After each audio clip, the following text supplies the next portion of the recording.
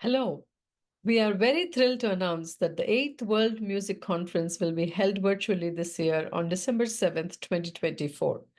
We are very blessed and very thrilled to have distinguished speakers, clinicians, to participate in this particular conference. The topic of this conference is Alzheimer's disease and music. The relationship of music to brain health will be one of the great discussions that we are going to have. We have fabulous topics like neuroscience of music, music therapy techniques for Alzheimer's patients, neuroplasticity in music. We will also touch upon the emotional and psychological benefits of music for Alzheimer's patients, age-related neurodegeneration and how it can be prevented with early detection and advocacy of awareness.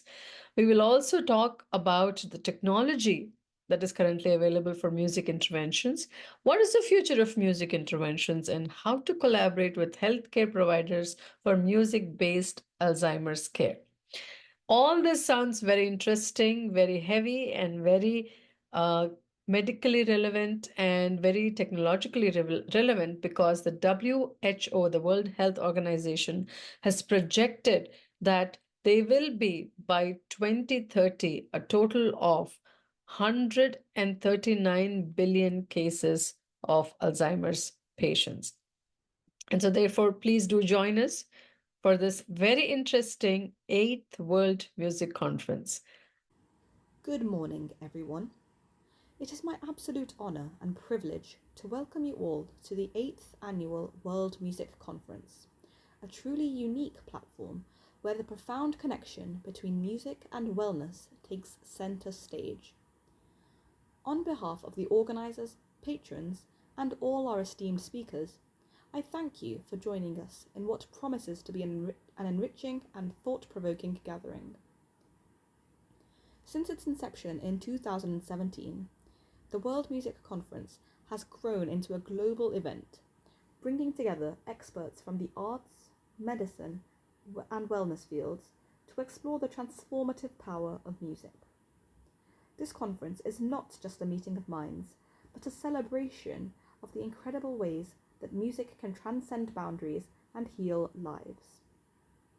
Each year, we dedicate ourselves to a theme that highlights music's role in addressing critical health and societal challenges. Over the years, our discussions have covered a range of topics, from mental health to community well-being, drawing insights from the leading voices from all around the world. This year, our theme is both timely and significant: the role of music in the prevention and management of Alzheimer's disease. Alzheimer's is a condition that deeply affects individuals, families, and also caregivers worldwide. While medicine and research play vital roles in combating this disease, music has emerged as a remarkable complementary therapy. Studies have shown how music can unlock memories, reduce agitation, and foster emotional connections, even in advanced stages of Alzheimer's. Today's conference will explore how personalised and culturally relevant music therapy can enhance the quality of life for individuals living with Alzheimer's and their caregivers. We will hear from leading experts, practitioners, and advocates who are pushing the boundaries of what music can achieve in healthcare. This event would not have been possible without the unwavering support of our esteemed patrons, advisors, and international partners, including the United Kingdom Commission for UNESCO. We also extend our heartfelt gratitude to all the caregivers, families, and researchers whose experiences inspired this conference's work.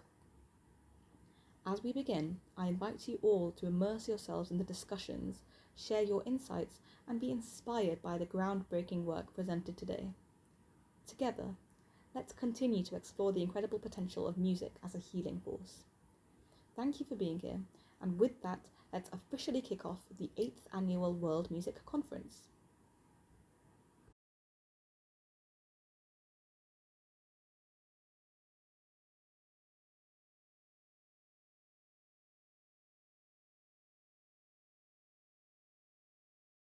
Hello, I'm James Bridge, Secretary General of the UK National Commission for UNESCO. We're delighted and honoured to give UNESCO UK patronage to the World Music Conference. It's such a great way to bring communities together around the world, and that celebration is part of the whole UNESCO spirit.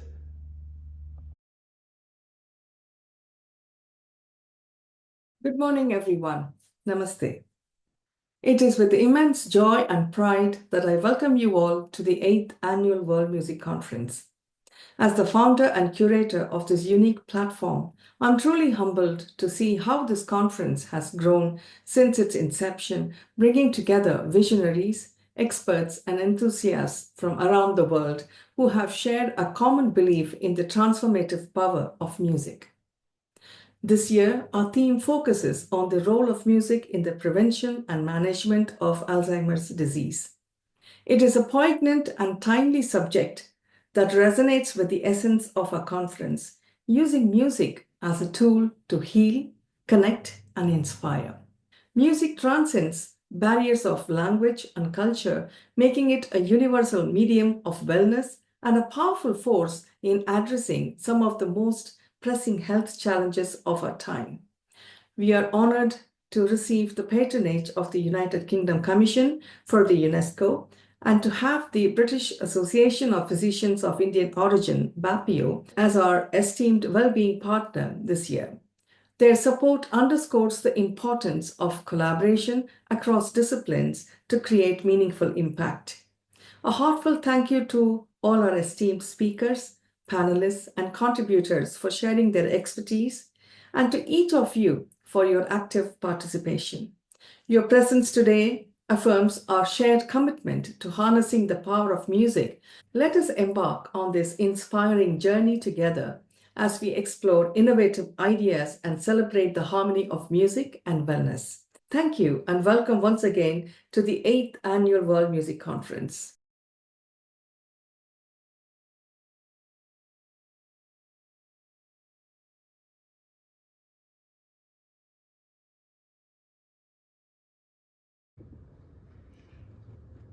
I'm delighted to be asked to support the World Music Conference, now in its 8th year. We're here with the British Carnatic Choir for this important event in our region's calendar. This year, the conference is addressing how music has the potential to support and be therapeutic for people suffering from Alzheimer's disease. With music, we can make connections, improve mood, support communication, and encourage the sharing of feelings and emotions. The power of music is stimulating, but it's also calming and thought-provoking. Together, artists, musicians, and professionals of all culture and faith backgrounds share their knowledge and the best values of working peacefully for the benefit of others, shining a light on the therapeutic powers of their music. I offer my very best wishes for what I know will be a very successful conference.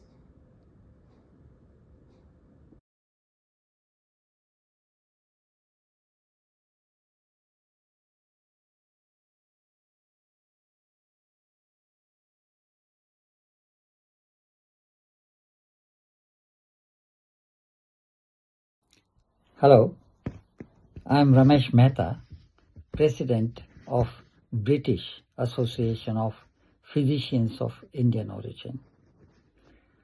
I am delighted to be part of the 8th World Music Conference scheduled for 7th of December.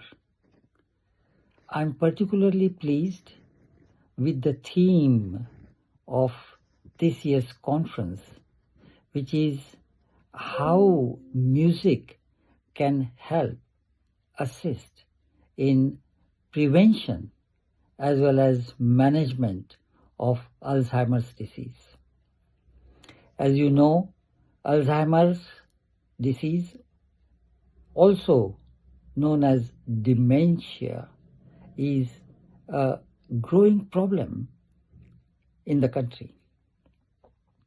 with people living longer and hopefully healthier, a significant number do get dementia. The impact of dementia, not only on the patients, but also on the family and the carers, is immense. Anything which can assist in prevention of this horrible condition is most welcome. What better could be if music can help in prevention as well as management of dementia. Music is so pleasant, so nice and enjoyable for all concerned. I hope you will join us in this conference to listen, to see how music can assist in prevention and management of dementia. Thank you.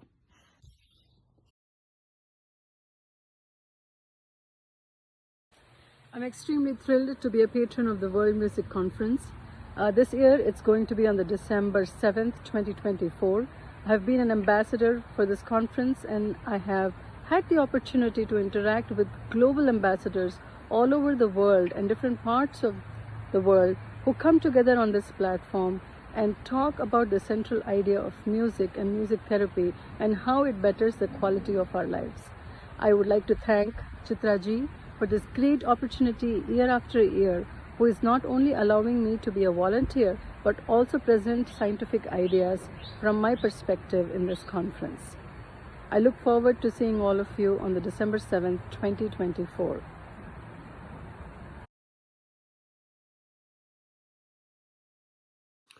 The 8th World Music Conference is going to happen tomorrow, folks. And since it was conceived, this idea was conceived by Chitra Ramakrishnan back in 2017. It's had great successes. Every year, hosting a conference is no easy task. But this year, the theme is very close to my heart.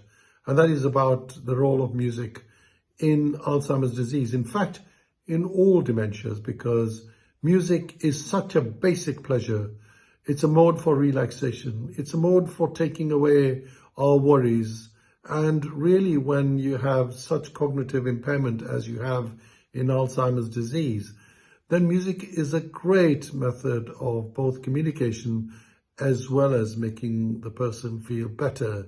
Their emotional well-being is supported through music that they will recognize. It touches their heart. It doesn't need any language, really. And so I would commend the organizers, Chitra and her colleagues, for the great theme, but also for persisting in ensuring that we're all in tune with our musical acumen, our musical sense, and there's no better theme than in the role of music for dementias, including Alzheimer's disease. So thank you very much. Namaskar, Sat Sri Akal, Adab, and folks, enjoy the day. Cheers.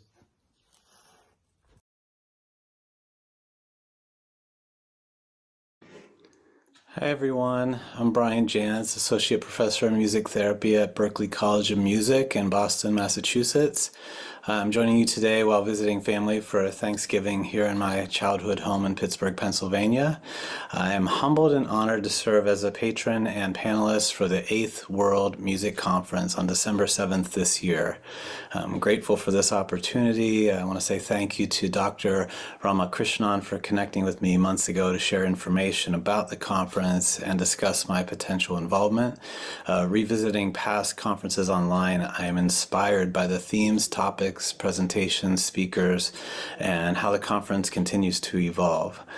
Subjects like the impact of music on mental health and music aimed at supporting patients in medical settings are closely aligned with clinical work and research that I've been involved with.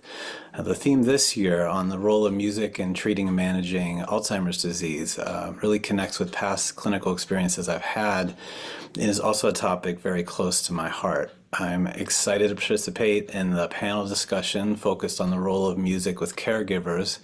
I'm excited to share, listen, and learn. I appreciate the mission of this conference, the collaborative approach involving participants with diverse backgrounds, disciplines, perspectives. I look forward to connecting with many of you as we continue to find ways to change the narrative of music, being viewed as an art form that is nice to have, shifting towards perhaps recognizing music as an essential part of our communities and clinical settings throughout our life cycle. Hope to see you all soon.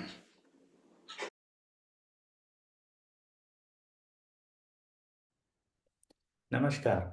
I am Dr. Jiten Kumar Sinha, Chief Scientific Officer at Glow Neuro.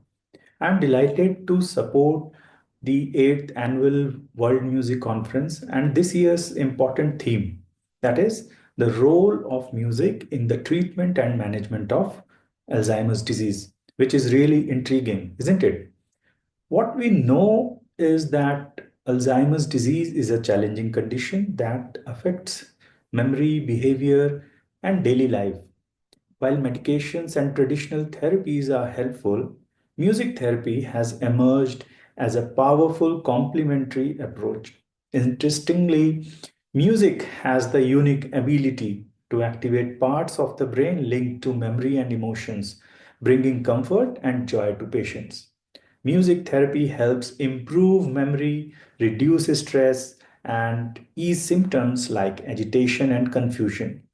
It also strengthens connections between patients and their caregivers, creating moments of understanding and care. Even in advanced stages of the disease, music can make a difference in improving the quality of life.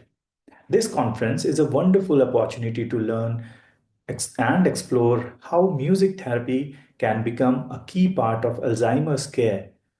Let us work together to ensure this simple yet effective approach is more widely used to help patients and their families. Thank you.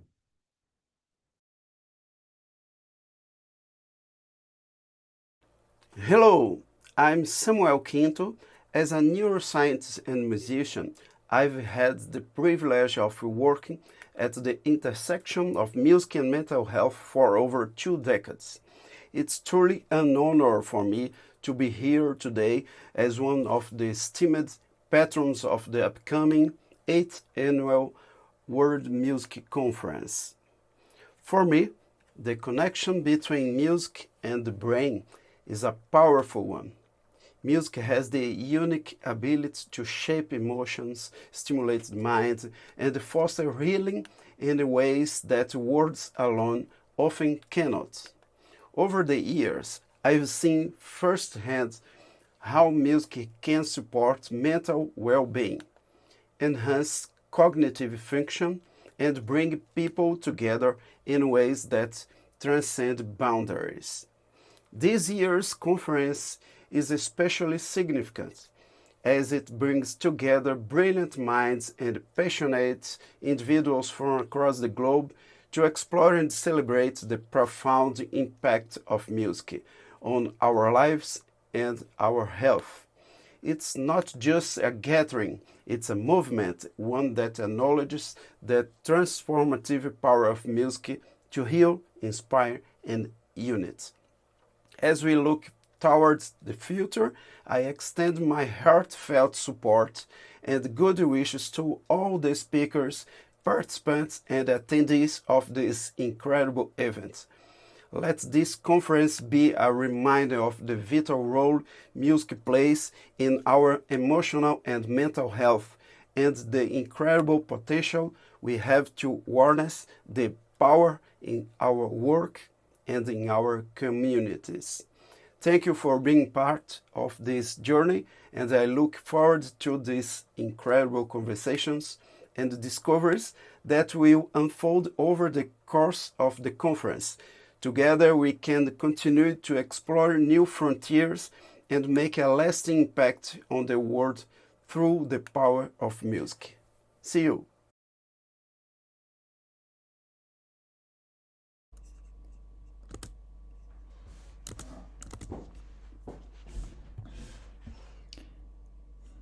I'm Leonardo Bonetti, Associate Professor at the Center for Music in the Brain at Aarhus University and Research Fellow at the Center for Eudaimonia and Human Flourishing at the University of Oxford. And I thank you very much for inviting me to give this keynote lecture for the 8th Annual World Music Conference. I'm going to talk about the neurophysiology of music recognition and on the impact that aging has on these processes. I will focus on two of our latest studies, but before, I'd like to introduce my presentation by asking this question: why memory, music, and the brain? So in other words, why do we do what we do? So I think that investigating memory is essential to understand the healthy human brain. And understanding the healthy human brain is very important, is a sort of first key step to investigate what happens when there is neural and cognitive decline, like the one associated with aging, and thus also studying what happens in pathological aging and potentially trying to use this information to develop clinical application for memory disorders. And the reason why we use music is because music is particularly good to study complex cognitive processes, such as memory, especially in the conscious domain. And this is because music is organized in hierarchical sequences of sounds. To some extent is a universal language, or at least is more universal than common languages that people speak, like English or Italian or Danish.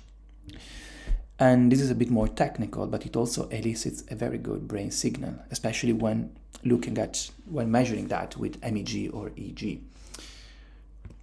So with that, I will go straight to the first study and to generally how we collect this data. So in the first of the two studies that I will show you, we recruited 83 participants, which is a rather big sample for cognitive neuroscience. And as you can see, in this case, we started by studying healthy young participants. And we recorded the brain activity using two instruments, two machines. One is the magnetoencephalography, or MEG, this one here in this cartoon. And the other one is the magnetic resonance imaging, or MRI, that we use to collect structural data of the brain of participants. Now, I won't go into details here, but what is important to know is that when combined together, MEG and structural MRI, we can measure the brain signal with excellent temporal resolution and also with reasonably good spatial resolution. And in our studies, we mostly have an experimental design focused on first an encoding phase, where people are asked to memorize something, and then a recognition phase, where people are asked to instead recognize either something that they previously memorized or something novel. And today I'm going to focus on the recognition phase because this is the data that we collected about. But to give you a better sense of how the experiment worked, I will also spend a few words on the encoding phase. So first of all, participants arrived in our lab, and the first thing that we did with them was asking them to listen to this music, to this short musical piece twice, and just try to memorize it as much as possible. Now it lasts about 20 seconds, and I will just play that for you to give you a sense of how it sounded.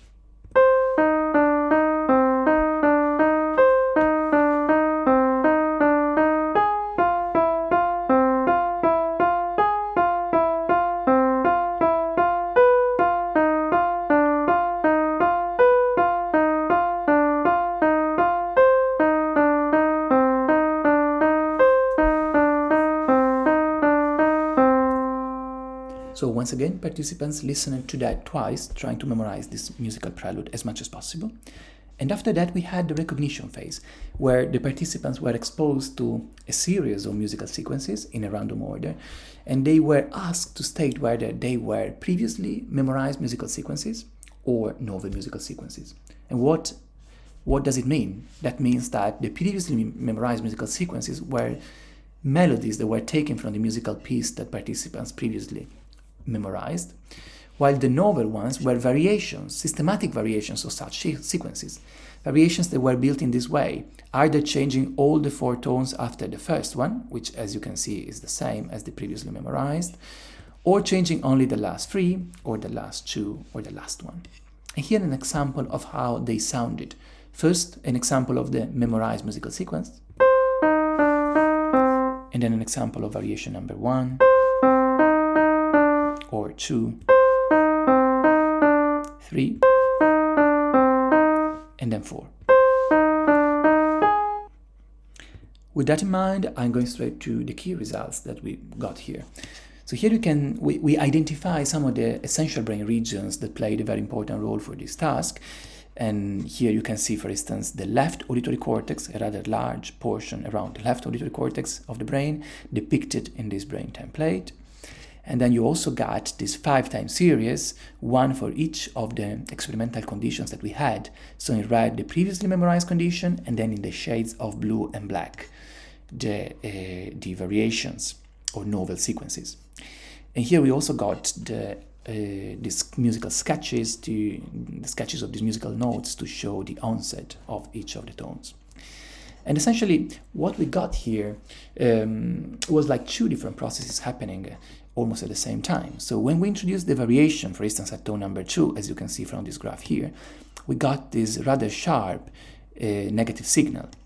And this is something that happened systematically whenever we introduced one variation at different points in time. And this is a sort of prediction error that is happening in the brain when the brain spots that there's something that is deviating from what was expected. And the other thing that we are seeing is that after introducing the variation, we don't only get this negative peak, but also we don't get this positive peak up here. And this peak stays only for the memorized condition at the end, suggesting that this is a process where there is a sort of match between the memory trace that was learned before and the incoming sound. Interestingly, when we move, still being in the left hemisphere, towards brain regions that are mostly associated with memory and evaluative processes, like hippocampal regions, parahippocampal gyrus, inferior temporal cortex, orbitofrontal cortex, we observe something similar, but perhaps even more refined.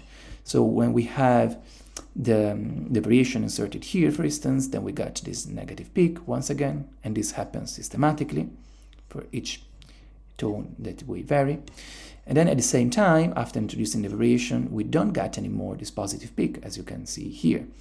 And then, as a matter of fact, at the very end, the only positive peak that we see is the one of the previously memorized condition, reinforcing this idea that this positive component of the signal up here is showing the match between the memory trace and the incoming sound.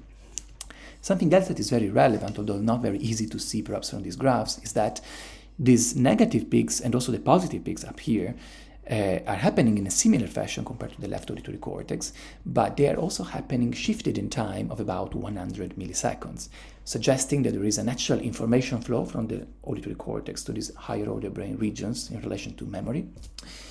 And this suggestion was actually verified by using dynamic causal modeling and testing on a quantitative level the information flow between these 2 brain regions. Something similar happened also in the right hemisphere, although now for the sake of time I won't go too much into details for that. But also here you can't really see very much the negative peaks, but you can see very clearly the positive peaks up here with the same behavior that I described before. And that is even more clear when moving to the right hippocampal regions with very clearly these negative prediction errors, negative peaks for the prediction errors here on the bottom, and then on the top these positive peaks, with even some extra situations where, for instance, when we introduced the variations at tone number 4 and 5, we also got this positive peak of the prediction error, which is something very interesting that we will study more in the future. So the question here is, why is this relevant? And well, obviously it's relevant for the sake of basic research, because we describe the brain spatiotemporal dynamics of recognition of previously learned music, and also of the conscious prediction error that was emerging after we introduced the variations in this music. And beyond music, that's also relevant because we gain very relevant insights into how the brain processes information over time. So that's definitely relevant for basic research. But beyond that, we also got something more. So we got a sort of solid baseline of the healthy human brain that we can use to better study memory decline and neural decline in aging both in healthy aging and then also in pathological aging, like in clinical populations, for instance, affected by Alzheimer's disease and dementia. And along this line, we actually then recruited additional participants, 40 older adults with a mean age of 67 years. Everybody was older than 60 years old. And then we had 37 additional young participants, younger than the ones that I showed you before, with a mean age of almost 22 years, and everybody was younger than 25 years old. And once again, we used exactly the same machines, so MEG and structural MRI, and we also used the same experimental paradigm as before. And here we are with the results of this second studies. So in this case, similarly to before, I'm showing you one of the same brain regions that I mentioned before. In this case, we have these hippocampal regions in the right hemisphere of the brain. And we had that for 3 different conditions only, and not 5 in this case. So the previously memorized condition, as you can see here, and then 2 categories of the novel condition. The novelty 1, where we introduce the variation at tone number 2, and then we change all the sounds, and then novelty 3, where we change only the last 2 sounds. And in this case, you can see that we have two different time series. In red, the young participants, and in blue, the older participants. And what you can see here, perhaps, is that you can actually recognize these positive peaks happening after each sound when there was this match between the memory trace and the incoming sound in the memorized condition. And what is very interesting is that this peak is essentially almost always stronger for the young compared to the older participants. Similarly, when we introduce the variation, we get these negative peaks indexing the prediction error, showing this mismatch between the expectation and what actually is coming in terms of music. And as you can see, these negative peaks are much stronger for the young participants compared to the older adults, all over the place. And this is happening again systematically when we introduce the variation only at tone number 4. And in this case, the phenomenon is even more evident, with a much stronger signal for the young compared to the older participants. So that's very reasonable. People age and their brain activity declines, their brain functionality declines, which is very, again, coherent and expected, but perhaps even a bit sad, because it would suggest the idea that with aging there is simply a decline in the brain. Fortunately, it's not just about that. At least in healthy aging, there is not just decline in brain activity, but there is also functional reorganization of the brain activity. And this is something that is suggested by what we observed in the left auditory cortex, because here, once again, you got the same colors, same kind of scenario as before, but in this case, the results are different. For the memorized condition, for instance, you can see that the older adults presented the stronger activity in this, especially in this positive component of the signal here. So for all the sounds, essentially, there was the stronger activity for the older adults. And what is interesting is that the stronger activity disappears when we had the variations instead. So here you can still see it for the first sound, because the first sound is the same as the previously memorized. But then for the other sounds, this positive peak disappear, or at least the difference between the young and older adults disappear. Same thing when we introduce the variation at tone number 4. So for the first 3, the difference is there, but for the last 2, the difference essentially disappears.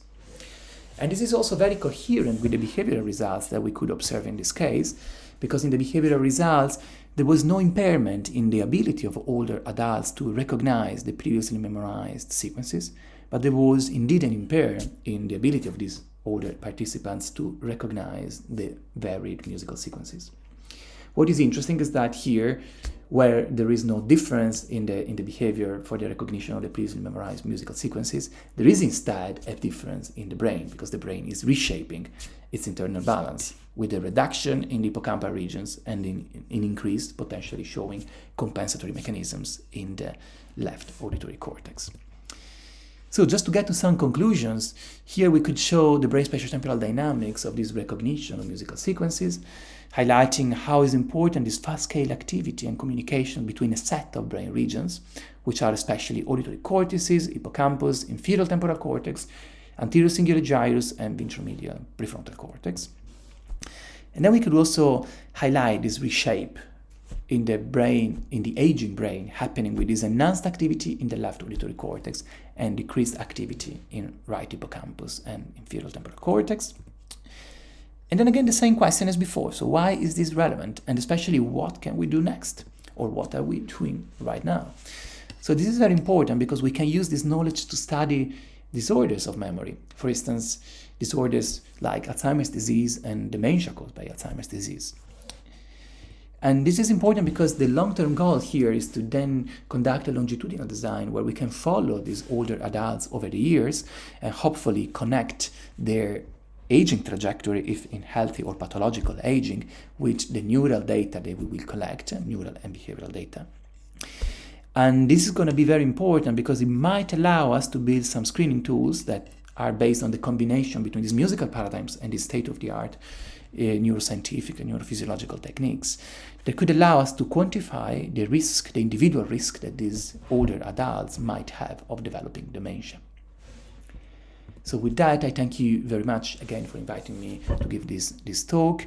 And I also want to thank all my colleagues, especially in Aarhus and in Oxford.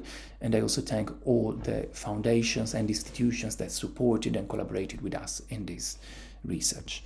Finally, if you are interested in this research and you want to read more, here we have the QR codes to 2 of the key papers that we published recently on these topics. Thank you very much.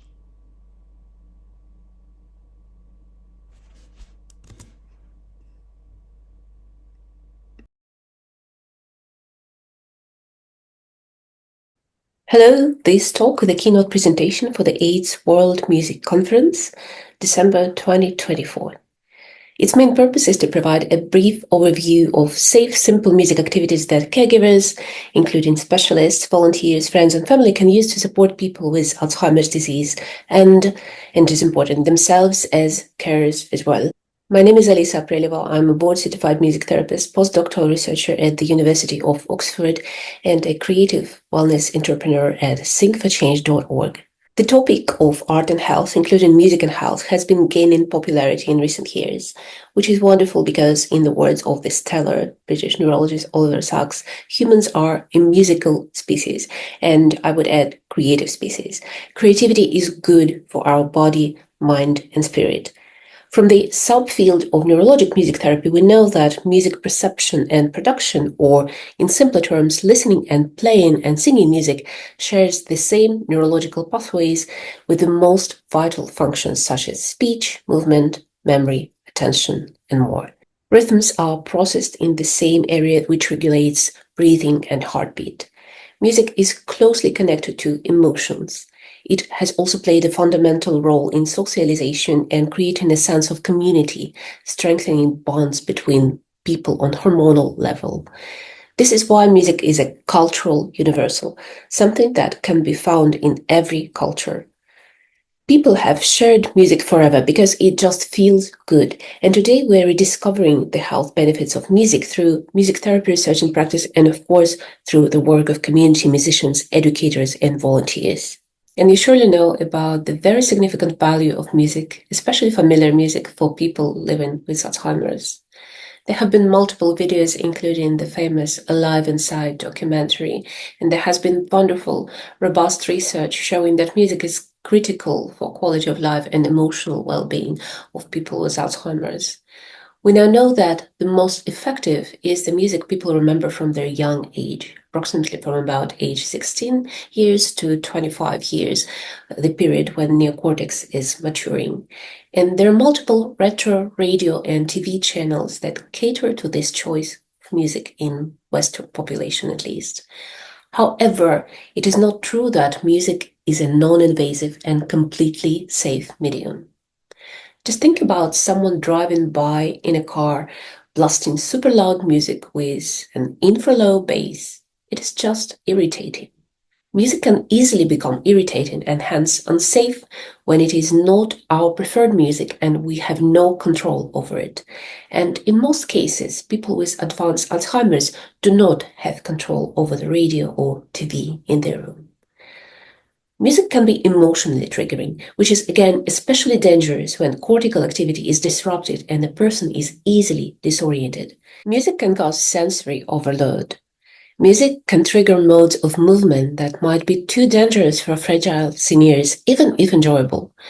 Music is very powerful, and we have to be mindful that it can be as dangerous as it is beneficial. What is essential, however, and no less important than the music itself, is the human-to-human connection that happens through music. And this is where the knowledge from music therapy comes in. In 2017, I created the guidelines for community musicians working with people with Alzheimer's, outlined first in my book, Musician as Volunteer, Therapeutic Use of Music in Medical and Social Care Settings, and later in my training course for professional caregivers, tried and trusted for 7 years now. I will now share some of these guidelines. Number 1, find their preferred music. How do you do that? You can ask directly, what is your favorite music, especially during earlier stages of the disease? These conversations are also wonderful for bonding, for learning more about the person. If you are a family member, you probably already know something about their music preferences and life experiences that may be connected to music. For example, they served in the army, or they regularly attended religious services, or they came from a particular cultural tradition with particular music, or they used to sing this song for you when you were a child. Use this knowledge. If you're a professional caregiver, you can probably ask the family. In case there is no direct knowledge, you can try guessing. Think about the music that was popular during their youth, in their culture. Create a list and try playing records or try singing to them and watch their reaction. Number 2, observe. It is important to understand how they react to the music you offer. Reaction to music may be not immediate. It's almost like music needs some time to sink in to start having that effect. Watch carefully for any reactions. For example, a change in facial expression, or a foot moving to music, or the person looking in the direction of music, or even something as subtle as breathing pattern changes. Make sure you watch for signs of pleasure as well as for signs of discomfort. Number 3, recorded music. There are so many things you can do with records of their preferred music. For example, you can create playlists to structure their days. A morning playlist with more upbeat music, an evening playlist with mellow music. Calm background music for meal times has been shown to improve food intake for seniors with poor appetite. Music bingo games are great for cognitive stimulation and just a fun interaction between a person with Alzheimer's and their caregivers. You just play a piece of music that is likely familiar to them and ask them to guess who the artist is, or what the name of the piece is, or what movie this song is from. Movement to music is a wonderful way to exercise. It can be as simple as moving hands up and down and side to side, tapping feet to the beat, or twisting their bodies, all from a safe, seated position. This is important. Number 4, instruments. And speaking of exercise, playing simple music instruments is a wonderful way to have some physical activity. For example, you can use shakers like these, or maracas, lighter,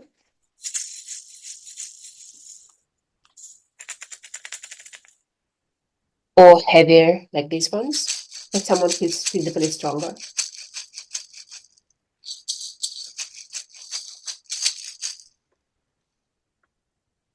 Or simplified castanets. Make sure these are easy to make sound with, even with minimal movement. You can also use a small tambourine or a frame drum. I happen to have a rectangular one. You can play it with hand or with a mallet. And of course, a rain stick.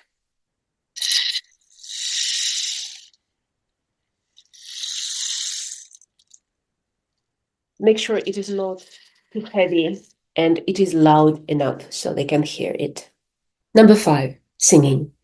Singing is the most essential for people with Alzheimer's. Best if you could do it live, face-to-face, in close contact. It doesn't have to be perfect. You don't even have to be completely in tune. It is not about performance. It is about sharing a musical experience with each other. It is a profound human connection where the personality of someone with Alzheimer's often comes forward and you have this moment of connection, reunion. You can sing along to a record, you can accompany yourself if you're skilled at that, but the live voice is essential. And as the disease progresses, unaccompanied singing becomes the primary way to reach the person with Alzheimer's. The lower their cognitive functioning is, the simpler the music stimulus should become. This is the general rule. Make sure you sing in a moderate or slow tempo and really articulate lyrics, almost as if you were exaggerating them. For example, I see trees are green, red roses too. I see them bloom for me and you, and I think to myself, what a wonderful world. Something like this. Or, you are my sunshine, my only sunshine. You make me happy when skies are gray. And try to make sure you sing in their register because they may want to join you in singing. There are many more wonderful ways to engage a person with Alzheimer's into music. If they used to play an instrument, it may be a good idea to offer them access to it. If they used to love going to concerts, maybe you can find a way to take them to concerts sometimes. Watching musicals together is a wonderful way to bring music into their lives. Make sure it is safe. If they become upset or agitated, the best way is to distract them with another activity, food, or even another piece of music. Make sure you engage in musical activities regularly. If not every day, then a couple times per week. Consistency is important. It is also easier to do if you have a routine.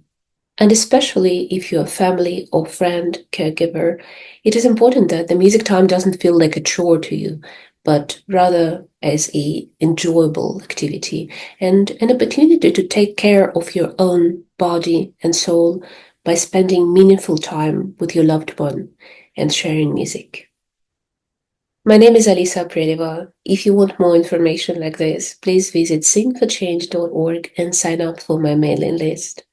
Thank you for watching, and let the music be with you always.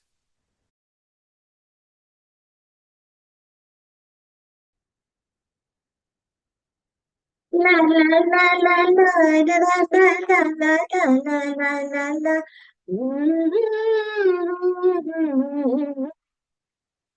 Na na na na na na na. Namaste. I'm Riddhi Doshi Patel. I'm a mental health practitioner and a dance movement therapist from Mumbai, India. Today, let's discuss how caregivers and family members can use music therapy to support individuals living with Alzheimer.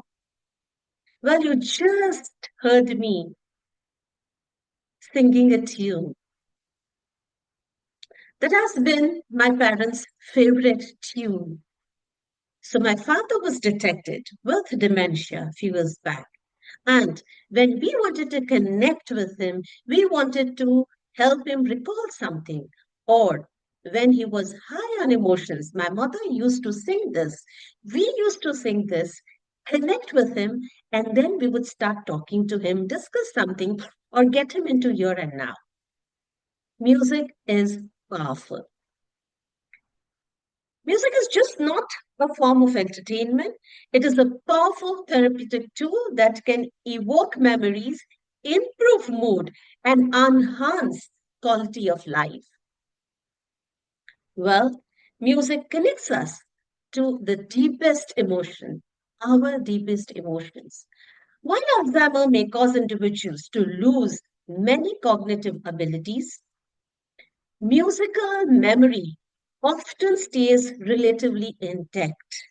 Even when words or events becomes difficult to recall, familiar, familiar melodies can tap into emotions and memories from the past. To make the most of it, the caregiver should choose music that holds personal significance for the person. This could include songs from their youth, cultural music they grow up with, or tunes associated with happy life moments like weddings, family gatherings, or were sung at the time of their marriage. Example is something which I would like to share here. Let's say a person used to enjoy singing in the church choir. Playing hymns music they used to sing might not only get him into that comfort, but also spark a sense of familiarity and emotional warmth. You could just say, remember when you used to sing this song every Sunday? Let me help you recall that. Let us sing together and start singing. That's how you're going to encourage them to join in.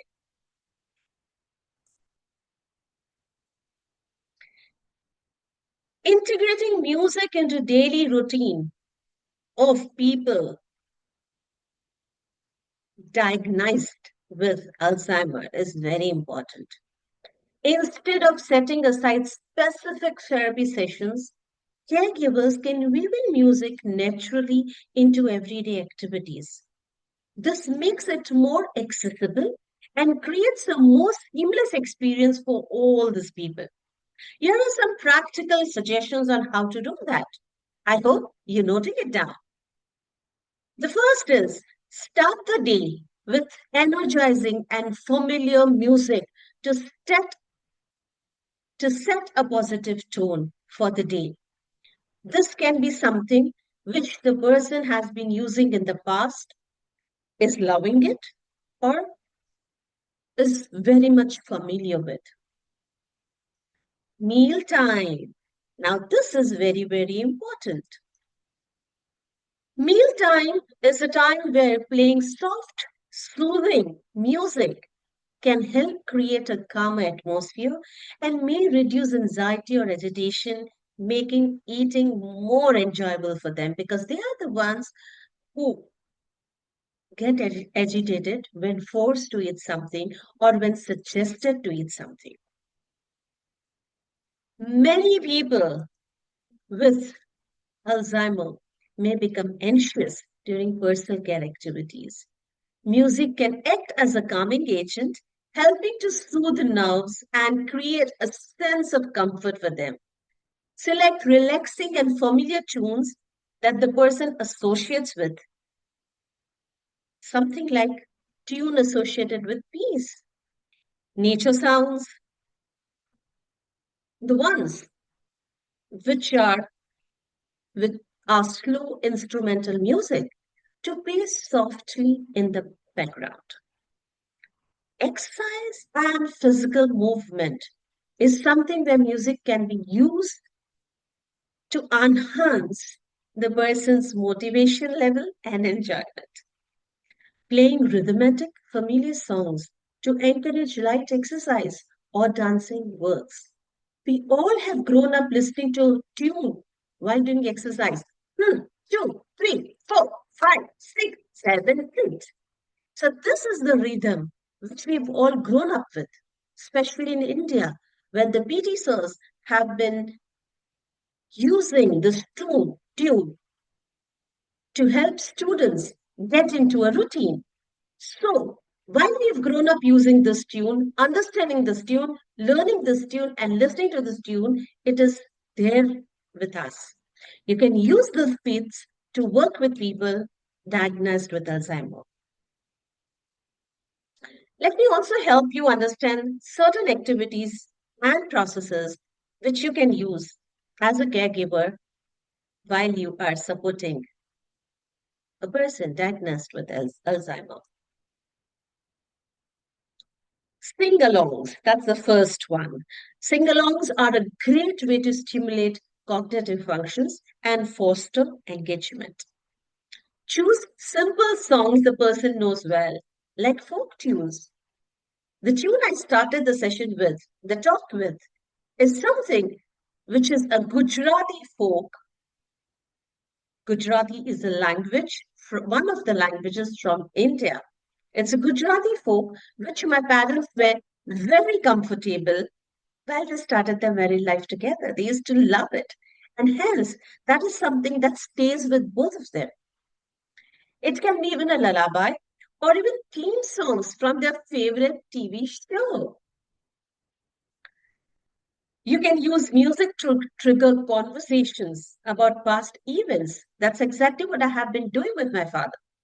Playing songs from different stages of the person's life, like childhood, teenage years, young adulthood, can help the person stimulate memories. Use of instruments like tambourines, maracas, or drums, or even a trumpet, a toy trumpet, can encourage active participation. And you can jam also.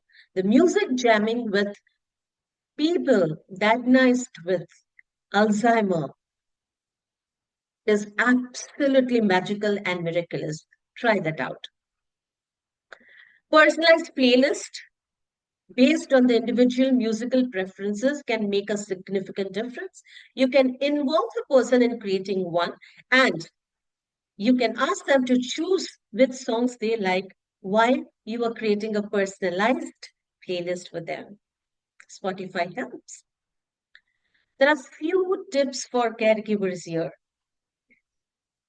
Always ensure that you adapt to their preferences.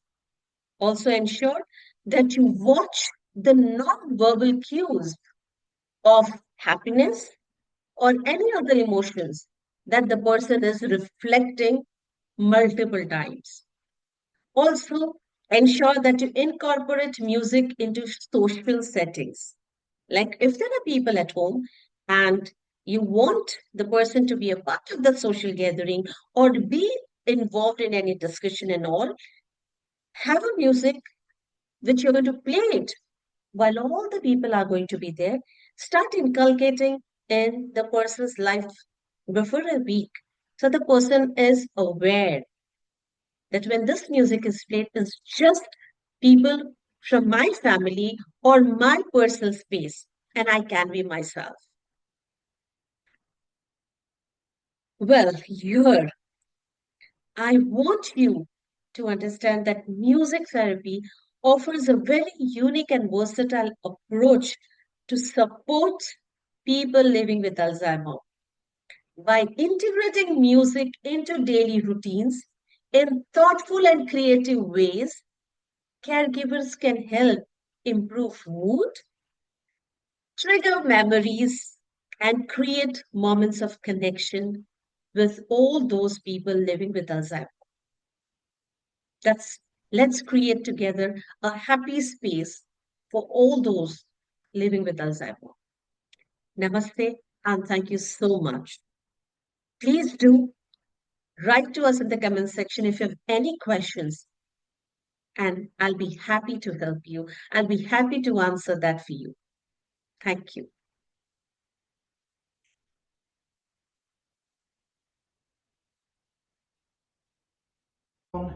Hello, I'm James Bridge, Secretary General of the UK National Commission for UNESCO. We're delighted and honoured to give UNESCO UK patronage to the World Music Conference. It's such a great way to bring communities together around the world, and that celebration is part of the whole UNESCO spirit.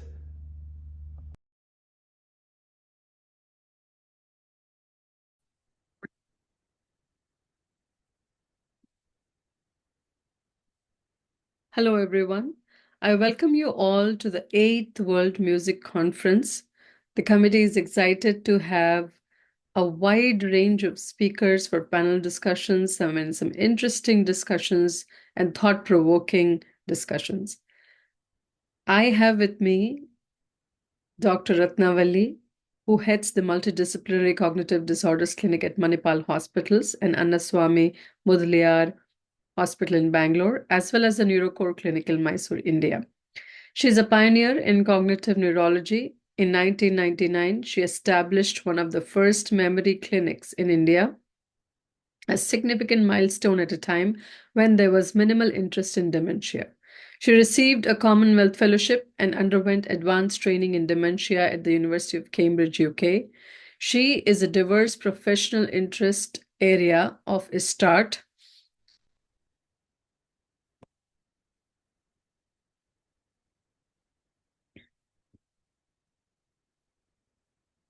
A warm welcome to all the participants of the 8th World Music Conference. We are very excited to have a great panel discussion. A very warm welcome to everyone for the 8th World Music Conference. Today we have a distinguished clinician, Dr. Ratnavalli, who will participate in a very thought-provoking and stimulating panel discussion. Dr. Ratnavalli heads the Multidisciplinary Cognitive Disorders Clinic at Manipal Hospitals and Annaswamy Mudaliar Hospital in Bangalore, as well as the Neurocare Clinic in Mysore, India. She is a pioneer in cognitive neurology. In 1999, she established one of the first memory clinics in India, a significant milestone at a time when there was minimal interest in dementia. She received a Commonwealth Fellowship and underwent advanced training in dementia at the University of Cambridge, UK. She is a co-founder of the Low-Income and Middle-Income Countries Work Group of the Diverse Professional Interest Area, PIA, of ISTART, and a member of the Neuropsychiatric International Consortium of FTD. Dr. Ratnavalli's research is at the forefront of the fight against dementia. Her current investigations include developing tools for precise diagnosis of dementia in low-resource settings, the relationship between bilingualism and dementia, and the genetics of frontotemporal dementia. Her group runs CogWorks, an intervention program for persons with dementia. She also collaborates with several organizations for advocacy in stroke and dementia, ensuring that her research has a real-world impact. I am absolutely thrilled to have her for this panel discussion. It's an absolute pleasure to have you, Dr. Ratnavalli. To kick off, for all the listeners to understand the importance of this year's World Music Conference theme is Alzheimer's, is because Alzheimer's disease affects approximately 55 million people worldwide. This number is expected to increase significantly in the coming decades due to aging global population. The number is expected to increase significantly in the coming decades, and therefore the WHO and Alzheimer's Disease International ADI project that by 2050, the number of people living with dementia, which includes Alzheimer's, could reach around 139 million globally. Alzheimer's disease accounts for the majority of dementia cases, which is a progressive condition that impacts memory, thinking, and behavior, and typically affects older adults. The rising prevalence is a major global health challenge, given the lack of cure and the significant care and support needs of those affected. The emotional and psychological benefits for Alzheimer's patients requires addressing anxiety, depression, and emotional well-being through music therapy as well. And so today we have Dr. Ratnavalli, who is going to tell us what are the different tools that are available for patients with dementia and Alzheimer's to improve their psychosomatic and physical emotional well-being.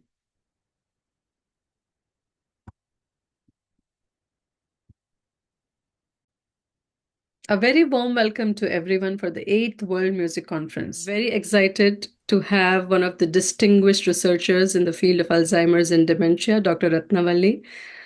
Just to give a very brief bio about Dr. Ratnavalli, she heads the Multidisciplinary Cognitive Disorders Clinic at Manipal Hospitals and Annaswamy Mudaliar Hospital in Bangalore, as well as the Neurocare Clinic in Mysore, India.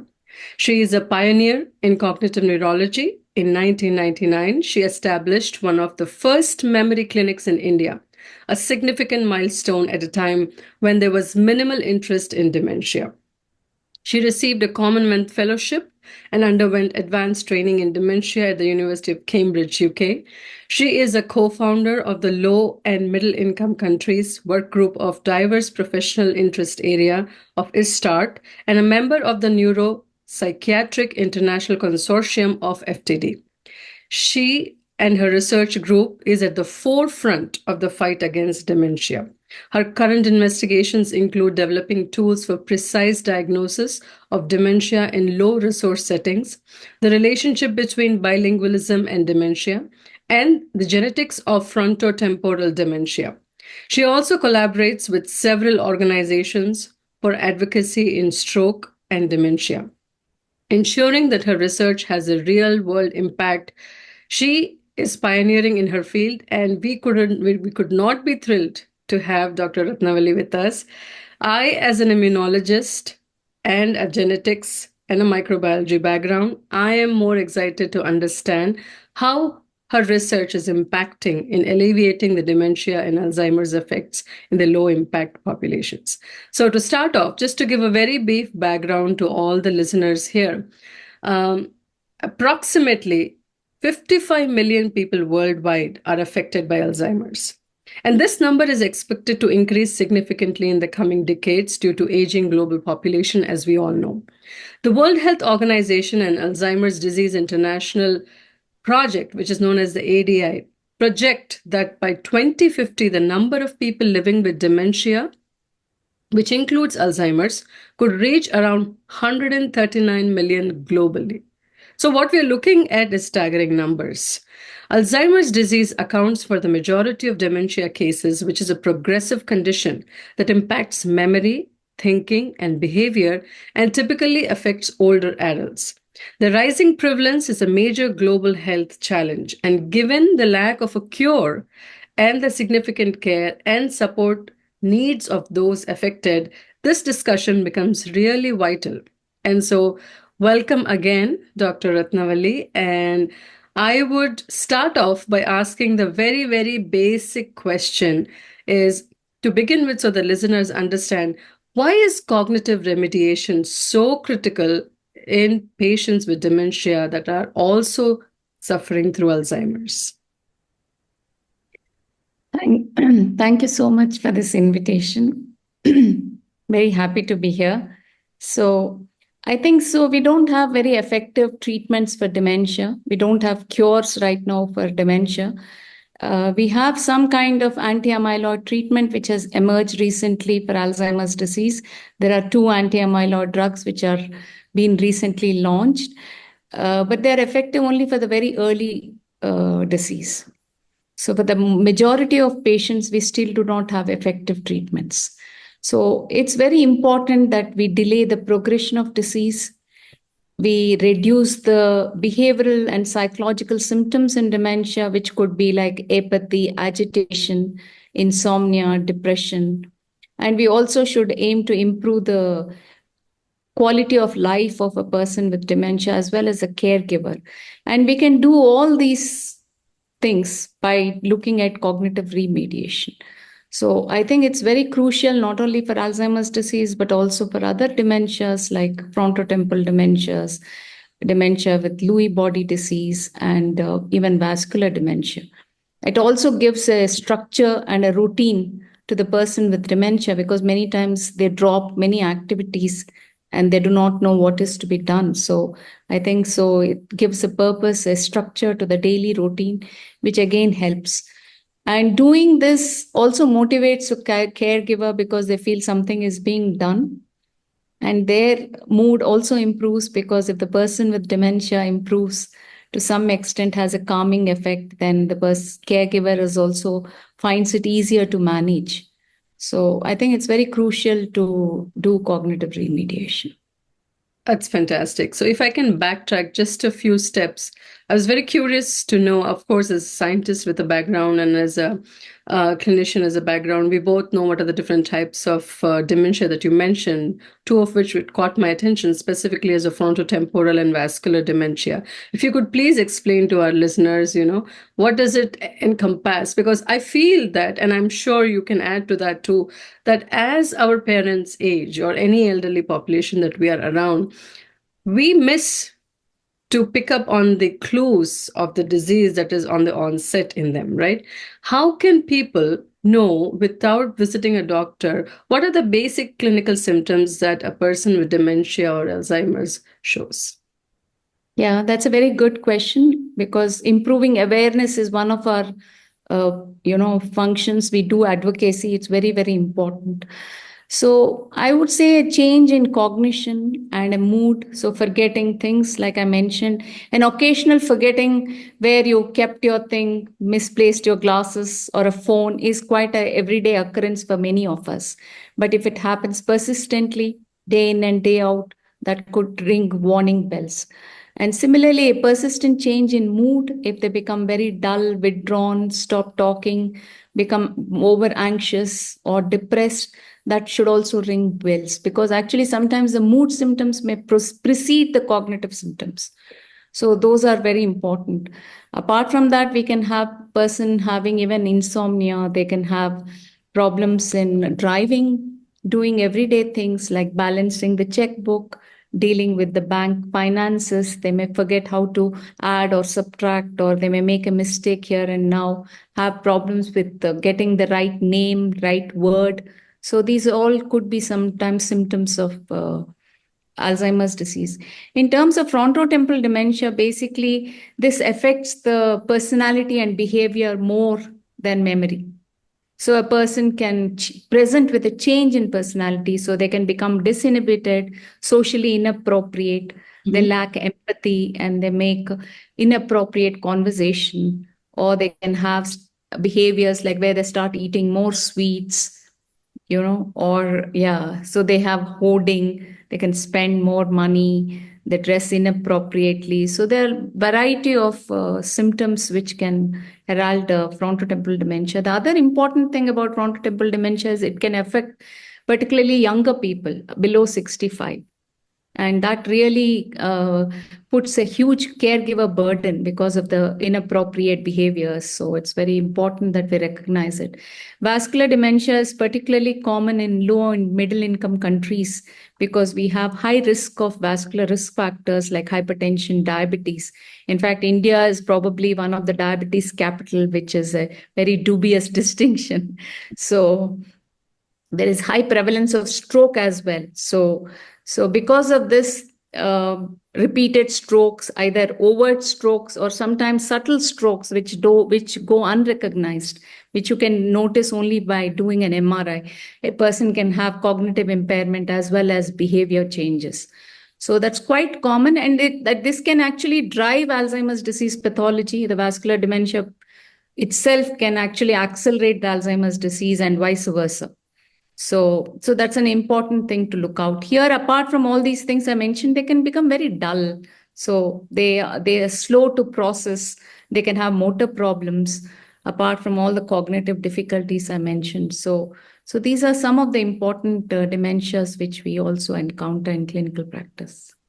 So I'm very curious to go back to your introduction where you mentioned that when I was looking up that you started, right, an organization for advocating awareness for this particular condition. And what triggered that idea? Yeah, so actually, when we started initially, I worked at a National Institute of Mental Health and Neurosciences, NIMHANS. It's a public institute, and quite a number of persons who used to come were slightly low educated, and they would come for lower socioeconomic strata. So they would present quite late to the clinic. So many of them would have moderate to severe dementia. So as I moved to private practice in the last decade, in fact, we see more and more people who are coming early, because actually the awareness has also improved across all strata for that matter, because many of the people, they have children who are based in cities and who are doing very well, and or they are abroad. So their awareness is improved. So they are able to recognize some of the subtle symptoms, and they bring in their parents earlier for a referral. So that is one of the important things, but it's not enough. We see all the time there is a delayed diagnosis, and we are not able to establish any kind of interventions. Like when we talk about cognitive remediation, they come in quite moderate to severe stages. So it becomes quite hopeless for us as well as the family. So that's one of the main reasons. And we also did a research study where we looked at the delay in diagnosis in patients presenting to the cognitive neurology clinic. So we found that more than 45% of the patients are diagnosed more than 2 years after their onset of symptoms in our sample of more than 900 plus patients. But this is, must remember that this is an educated sample and it's mainly from Bangalore and around. So for the rest of India, for instance, it would be much higher because the awareness is definitely not uniform across all India. And it's true for the world, because even in US, they found that there is a difference in, African American or Caucasian versus other groups. So there is a difference. So okay, that's fantastic. So you talked about intervention. We have talked about what is the types of dementia in Alzheimer's and what can trigger and what are the symptoms. Everything we have covered the base functionalities, but I'm very curious about now to see how your research as a resident, and then you had got a fellowship and then you've come back and you've started all these different amazing, intervention programs. How is your journey through dementia, with dementia, I would say, from those early years till date, allowed you to modify the different sources of remediation or different ways of trying to do remediation for these patients? Did you have to change approach, or you stuck to the same approach? What did you change and what did you learn essentially? Oh, we changed a lot of things actually. So because the earlier approach was mainly on diagnosis and it was less on intervention. So now we are focusing more on early timely diagnosis, early intervention, even prevention of dementia. Like the Lancet global study has shown that identified 12 risk factors, out of which some are very important and crucial, like hypertension, diabetes, lack of social isolation, physical exercise. So all these things are very important. So, and they're also important for the earliest stages of dementia. So ideally, all of them should be, we should be starting them very early in life. High education and multiple cognitive engagements, maybe speaking multiple languages. So there is a scope to delay dementia. There is a scope to prevent dementia. And also these things have changed our approach. Like I also said that patients do come in early, so they give us a window for us to do something. So we talk to the family. The family is more motivated to incorporate these changes, whether it is cognitive remediation and social remediation. So that is equally important actually. So when we talk about cognitive remediation, it should happen in where they are also socialized at the same time. So that's very important. Control of vascular risk factors. So we spend a lot of time talking about these. And we have some centers where they also do some daycare. We also run a intervention program called CogWorks, an enrichment center. So which we do for both mild dementia and also for people who have moderate dementia.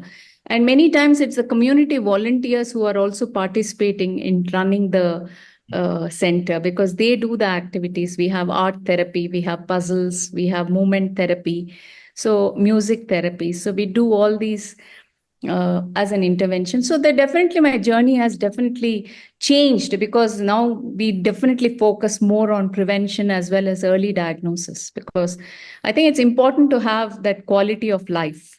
Yes. If we can delay the dementia by 5 years, so where they continue to be independent, I think that's a boon for any person. Yes, certainly.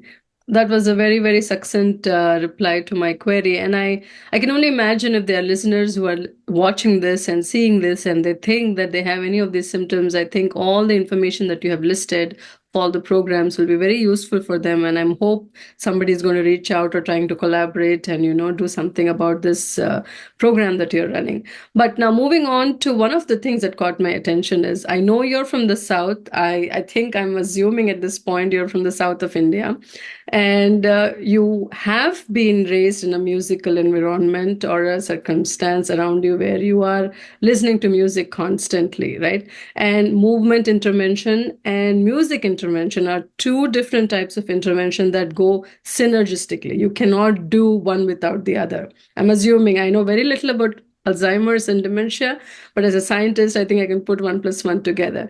So when you start a movement or a music intervention in different communities that are aligned with different interests culturally, how do you use different types of music culturally in different social settings in order to revive their cultural or social behavior? Because I think, and I'm guessing at this point, that social isolation, feeling less self-worth is one of the side effects of dementia patients for sure, and they become introverted without their knowledge, without their self-awareness of what is happening with them, and they start beginning to believe this is very normal, right?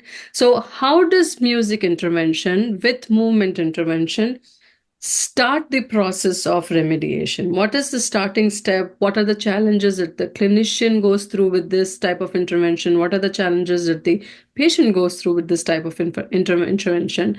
And if we remove music intervention altogether, is this remediation successful?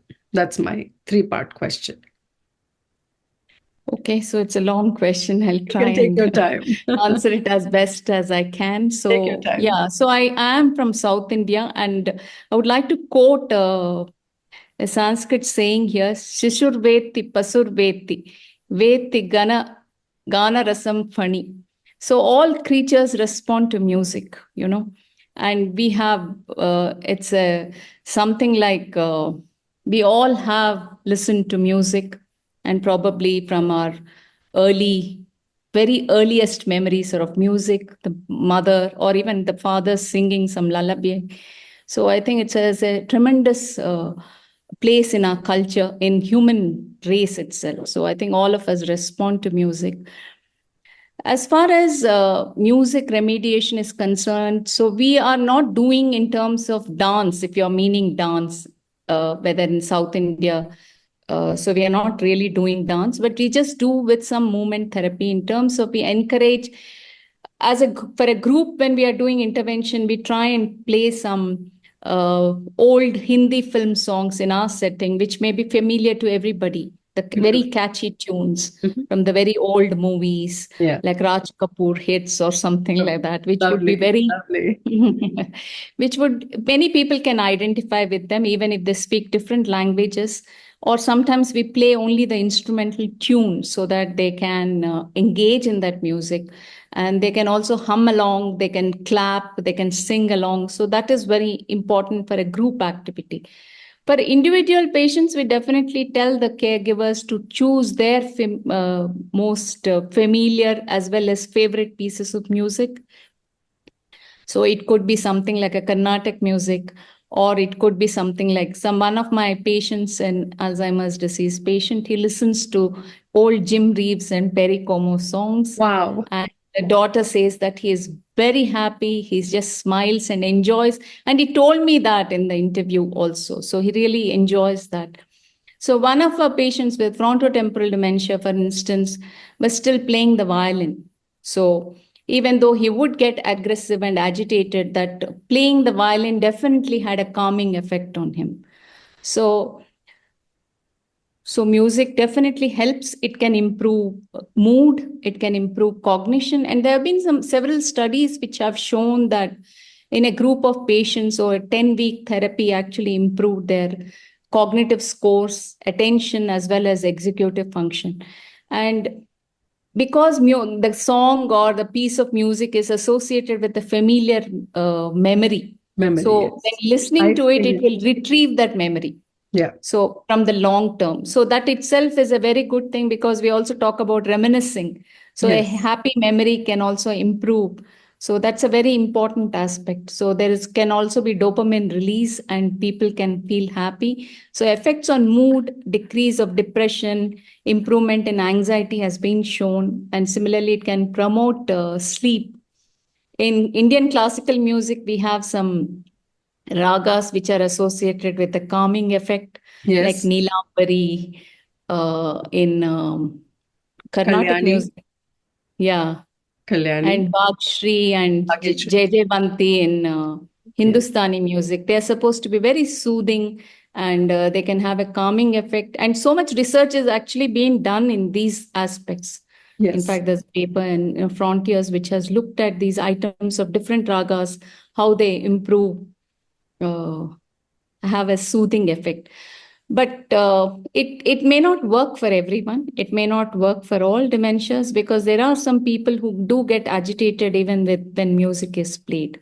So it would definitely depend upon the pre-morbid person, the individual, their strong likes and dislikes, and how they used to identify with their music. So if they don't like the lyrics, sometimes we encourage the caregiver to play the instrumental version. So that can sometimes help. And it can be, the volume can also be reduced, should not play it very loud. So, and some of them can still continue to play an instrument, like I mentioned. So did I answer all the aspects of your question? I think you did, which brings out the beautiful point that music is the DNA of our life, essentially, that you're trying to say, which is also associated with memories. And I completely understand that between the two of us, and I'm sure the millions who are listening to and watching this conference can agree that a particular song or a particular tone or a particular note definitely triggers a memory of their childhood life that they have lived thus far, if they are adults at this point. And just to imagine a world without music must be really, really hard. And in order to reminisce, music becomes a very important factor, as you mentioned. Now, my next question stems from the same question as, this is for doing intervention as a group when you have few patients together in a room, right? And then there is intervention. Now, when these patients go through these interventions, how does this music intervention impact behavioral and social behavior out of the intervention? So in the intervention, definitely you're seeing some clinical responses, as you mentioned. You're also seeing quantitative and qualitative responses, to put very empirically, right? But when they are released to their home situation, or when they are by themselves among a group of people in a mixed population, what are the observations? So it depends on how long the intervention has been. So if the intervention has been of sufficient length, they say that some studies have definitely shown that there a positive effect on mood. So reduction of depression. So the effects persist even after the intervention is over. But if it's for a 3-month intervention, effects will last longer.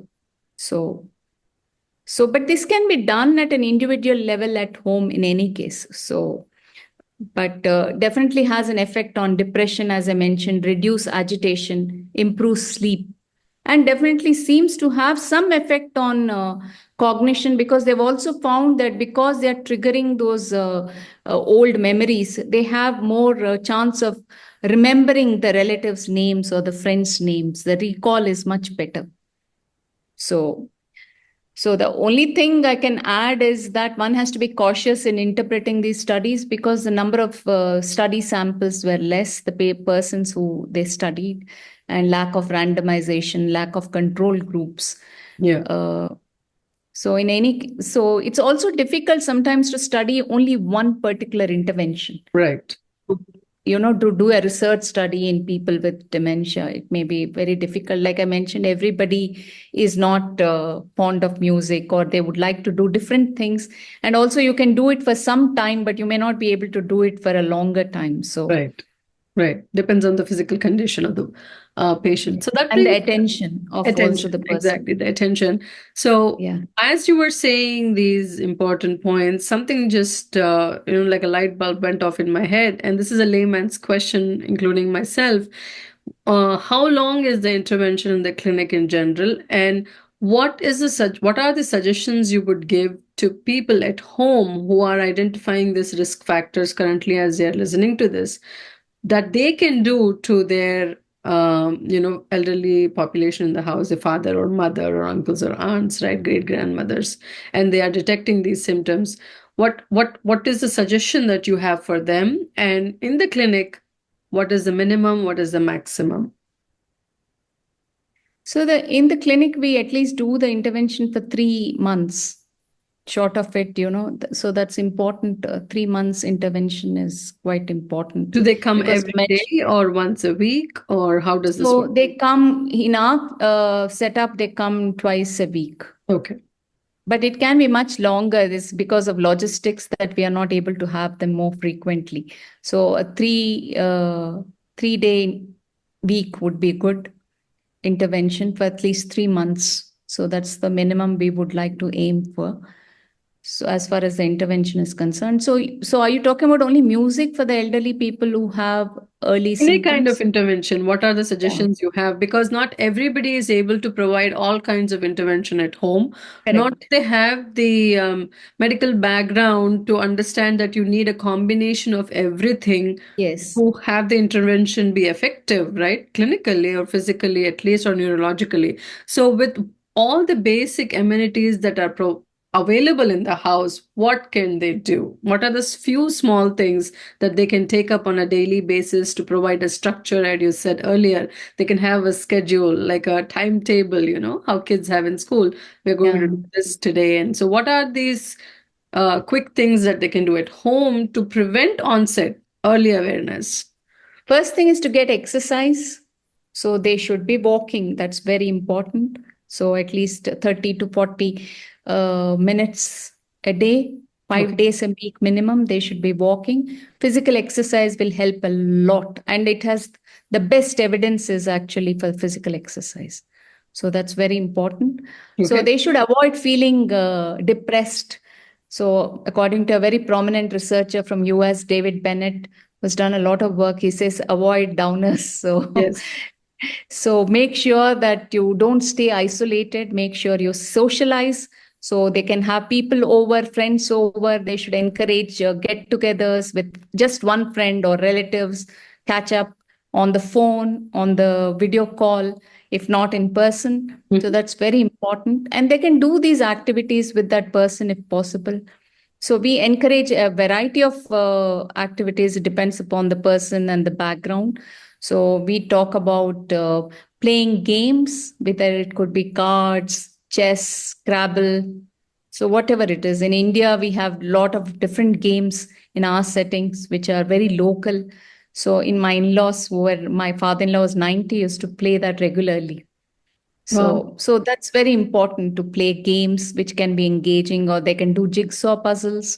So we also encourage them to write. So many of them are a little resistant to this idea, but writing would actually activate a lot of synapses, and there is also a lot of evidence to show that that can improve. Yes. So writing on some topic, that would be good, rather than just saying that I got up and had breakfast or something like a routine. So we tell them, write about your best friend or about your school experience, because most of these experiences are actually pleasant. Your favorite food, your favorite holiday, your favorite festival. So something like that. And you can just write 5-6 sentences. So we tell them just write, not even half page. That's a very good attempt to do something like that. And then art, if they are interested. So they should engage in art. They can paint, they can do these coloring. Yeah. I've forgotten the name, like rangolis. The mandalas. They do the mandalas, right? Yeah, the mandala painting. Mandalas. They can do. Yes. Yes. So that helps some people. Everybody is, like I said, not very pro that. And they can do a little of even that yoga, meditation, if they can do. Gardening. Yeah. And early they can move to music. They can do a little dance, whatever they can. That would also help if they're physically good. That really helps, because you're enjoying yourself, you're doing, and if you do part of a group, that you also get the socialization, you get the physical exercise, and you get endorphins because you enjoy the exercise and the movement, your body is moving to the rhythm. So that's very good. So these are several things. We also tell them to learn something if they want to, learn how to use a smartphone, learn how to do terrace gardening, bonsai gardening, or baking, learn a new language. Or if you speak multiple languages, try and learn to write in that language. So, and now with the internet, actually, you can do many things. Exactly. So Yeah, the world is accessible and you can do learning at any Absolutely. age and any stage. So a lot of things are poetry. They can learn poems and reciting, learning, and then reciting and trying to remember how we used to do in India, for instance, Yeah. called by heart. But Yeah, that yeah. will also promote some memory and, synapses. So it's very good activation of synapses. So I think that's a good way. That's a very comprehensive list. Thank you for sharing with us. Fortunately or unfortunately, we are ending to the very fag end of our discussion, and I have learned a lot about the neurodegeneration and dementia and Alzheimer's, and you have given us a lot to think about, a lot to work on, and I'm already trying to put tick marks on the things that I don't do that I should be doing at this age to prevent neurodegeneration. The sum and substance of this discussion, as I take away, is that the psychosomatic stimulation is very essential in preventing physical and mental well-being of all the Alzheimer's patients, right? And so early prevention is much better to do remediation or intervention in the downstream processes later on. And so I hope all the listeners also had this opportunity to remember that we need to socialize. Thanksgiving is around the corner, Christmas is around the corner, New Year's is definitely around the corner. In India, of course, we have Margari that is beginning. They do a lot of singing and a lot of chanting. And then there is Pongal coming up. There is Lohri coming up for the North Indians. So a lot of functions are coming up, and it's important to pick a dish, go there and talk about your favorite memory as a child when you celebrated any festival, and to just strike a conversation. I think that's the first attempt to becoming a person with less early onset of dementia. Thank you, Ratnavali, so much for being with us and participating in this World Music Conference. I could not be more happier to meet you through this platform, and to all the listeners, have a great awareness of this particular condition and dance to the music that you like the most. Thank you, Dr. Ratnavali. Thank you so much for having me, and best wishes for the conference. Thank you so much. I hope we can have you again. May music pervade every soul. Absolutely. That's the last word. I'm not going to ruin this after that. Thank you so much. Thank you. Have a Thank great you. day. You too.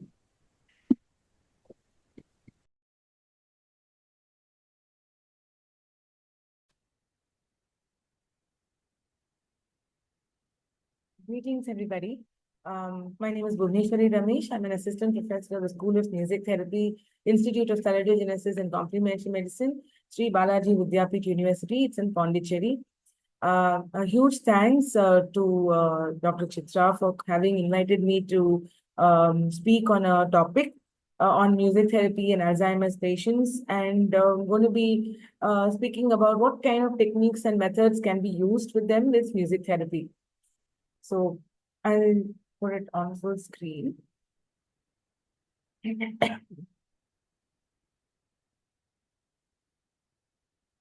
Okay, so just generally going to go through the basics. I'm sure you've all been going through a lot of presentations on Alzheimer's. So I'm not going very deeply into it, but I would like to talk a little bit more about music therapy instead. So generally, we know that it is one of the common causes for dementia. It is a progressive disease that destroys the cognitive processes of memory, thinking, and organizing. So basically works on all of these thinking processes and organizing of our thoughts and facts, ability to think on ourselves, focus and attention on all of that. It works on most of those issues. It's a biological process whereby the proteins are built up into a form of amyloid plaques and neurofibril tangles, and this causes the shrinkage in the brain. So when we know it's a shrinkage in the brain, that means the cells are dying and they're going down in shape. So obviously there's going to be a lot of issues, and as they grow, there are some stages which I'll be going through, and then at the end of it, they can't walk or they can't do generally even get up or do their normal daily activities. So brain cells connection and the cells themselves degenerate and die, eventually destroying the memory and other important mental functions. So it starts basically with the cognitive issues, but then it slowly goes on to physical, motor issues, speech, and so on. So the symptoms basically, I'm going to try and explain it in a few stages.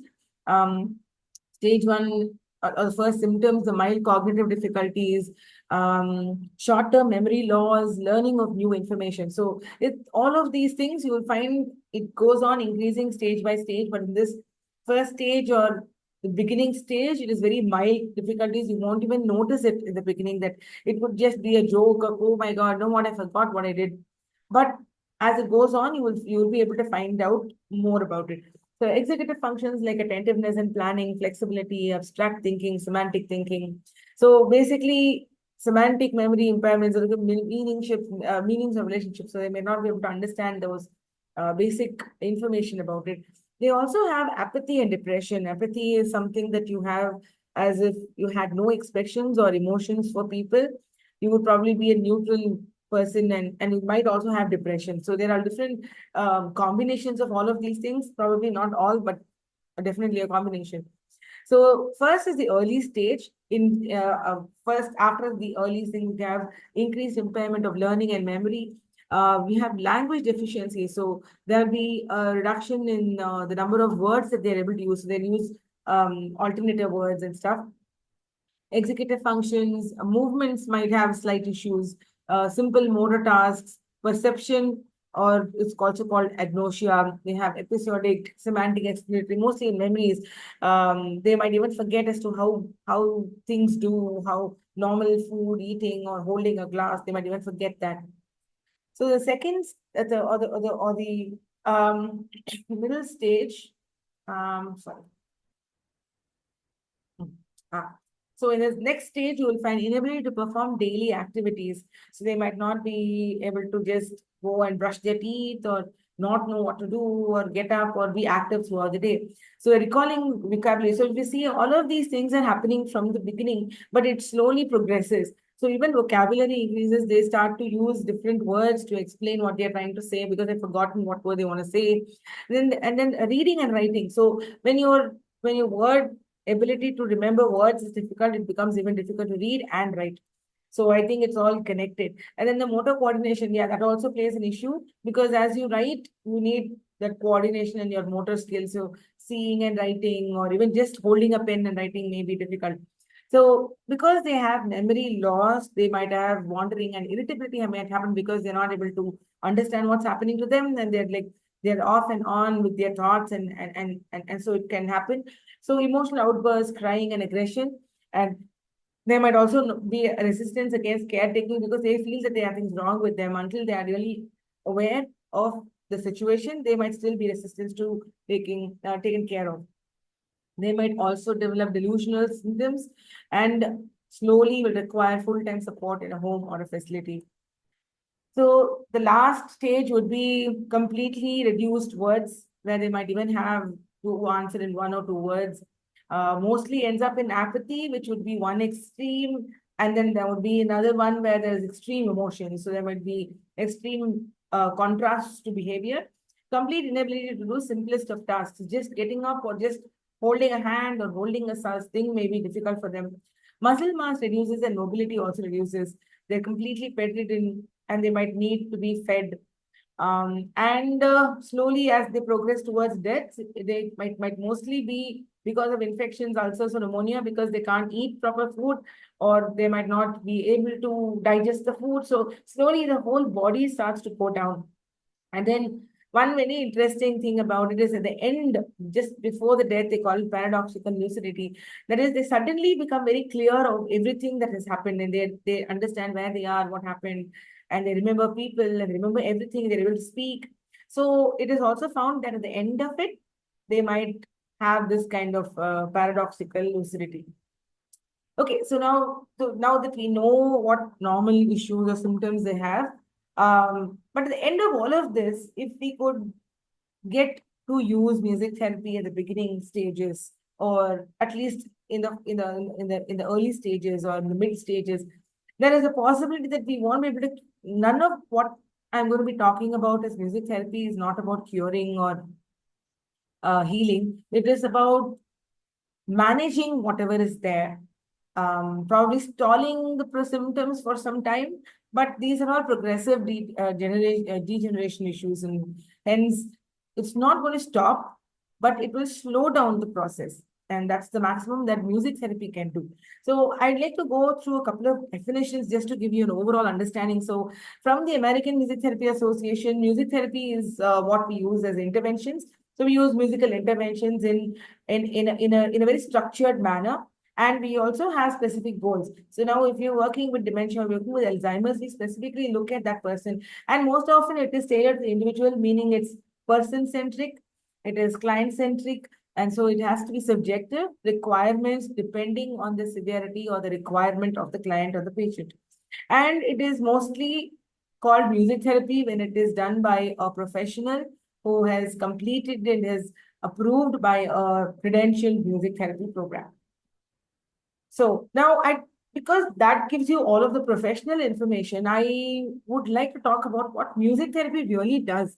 So it is a reflexive process, and this is defined by Russia in the 1989, and then again redefined in 1986. So if you see, it's a reflexive process wherein the therapist helps the client to optimize the client's health using various facets of music experience and the relationships that's formed through them as the impetus session.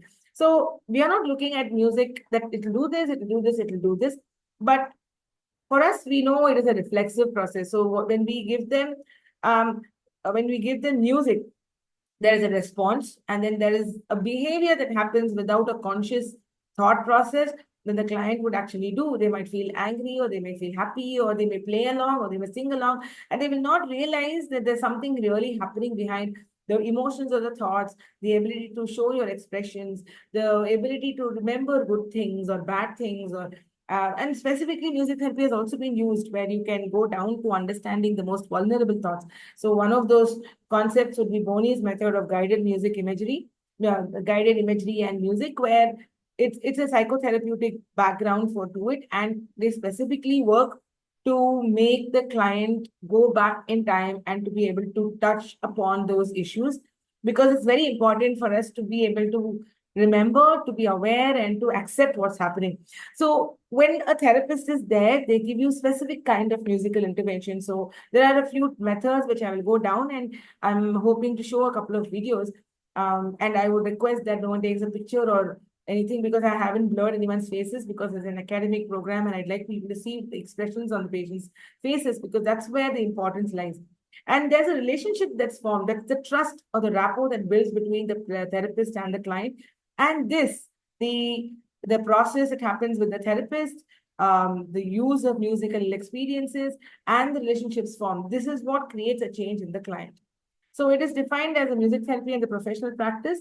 It's a component of the discipline, and it is which informs and is informed by theory and research. So it isn't just I'm playing any music, but it is about specifically using the music that is required, the technique that's required, and with a purposeful use of music.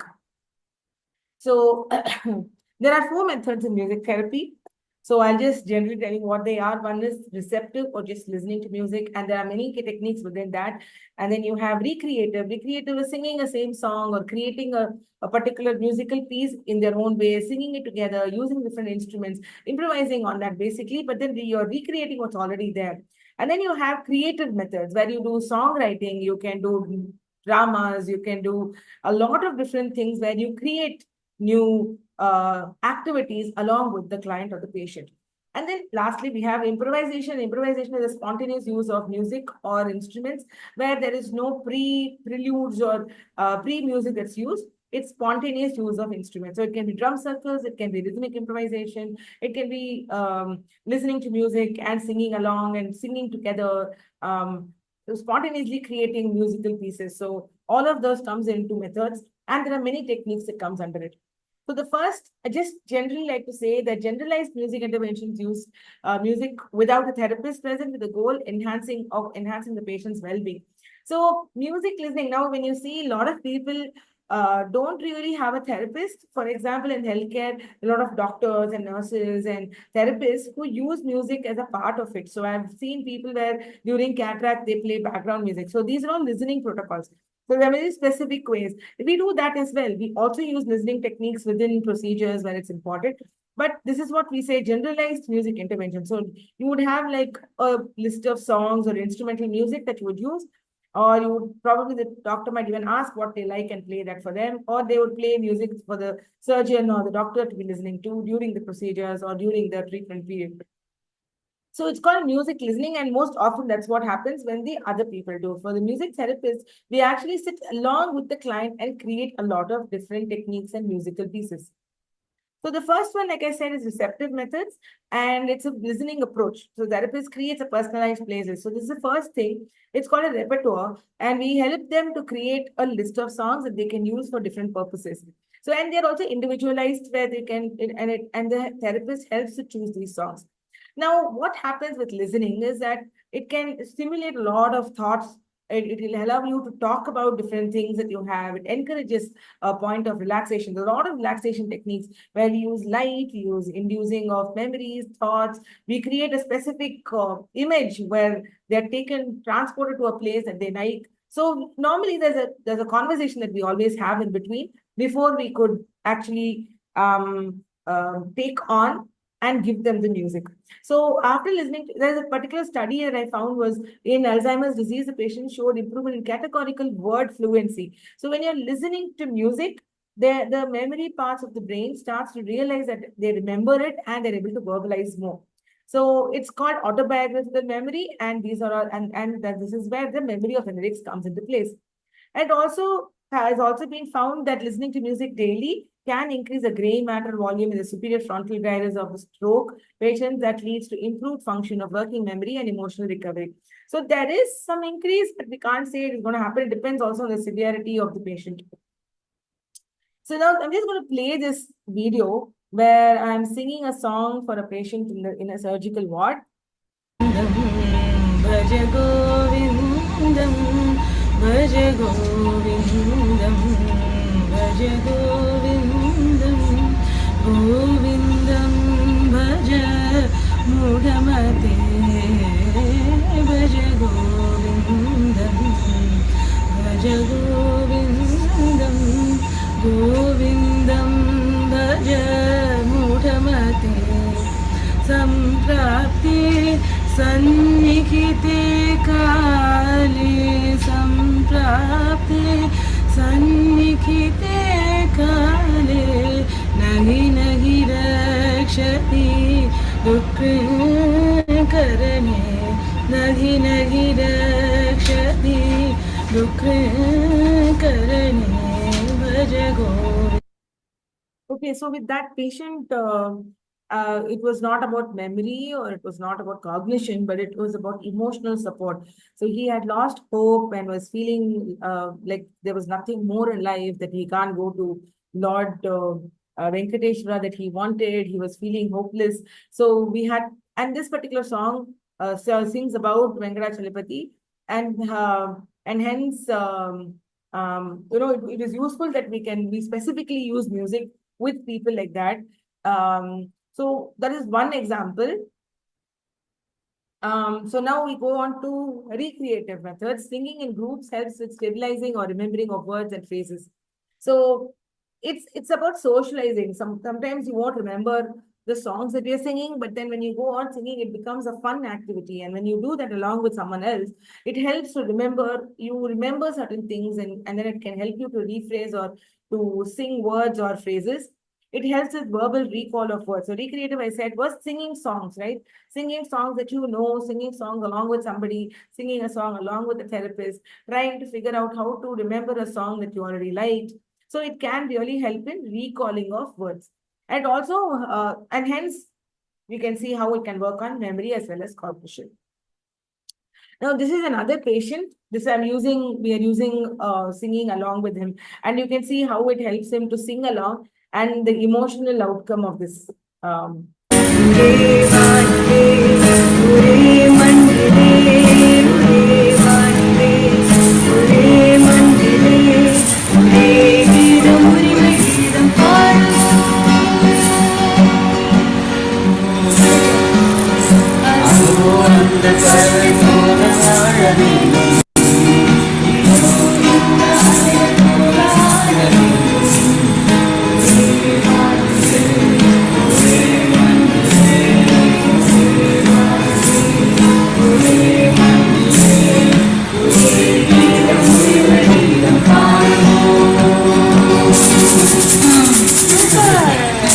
Very good.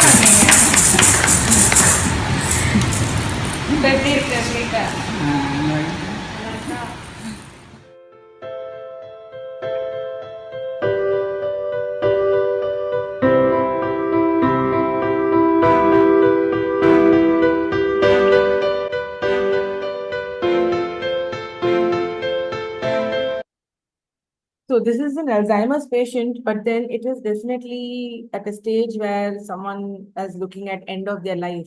So when it comes to that, there is this sense of hopelessness and feeling of anger and frustration, inability to talk to anybody, not wanting to burden others. So there's a lot of emotional turmoil that happens with them, and music can really play a part where they don't have to talk anything, but then it gives you an outlet to cry or to emote, which is very, very important. So this is another area. Writing songs, now this is a creative method, and songwriting is one of the techniques under creative method. Writing songs, it allows to strengthen and validate identity. So they may be able to identify themselves while they're talking about it without having to think about it. So memories and thoughts, words that they may have remembered. So when you talk and you sing along with the client, there is a lot of thoughts that comes out of it, and it can also help to validate who they are, to recall words, and to also explain their emotions, reflect on the experiences of using music and their own life. So this is another, there are a lot of studies that have been done with Alzheimer's patients with songwriting. And songwriting has been useful in most places where there's a requirement for having created something on their own. And sometimes when you're already in that hopeless place of not being able to, or feeling that you're not able to do anything, creating something can make them feel hopeful that, oh, I can do something. I'm still capable of doing things. And that really increases the morale of the patient or the client. Now, this is another one with palliative care where we've actually used songwriting with him. We're singing along and then writing a song with him also.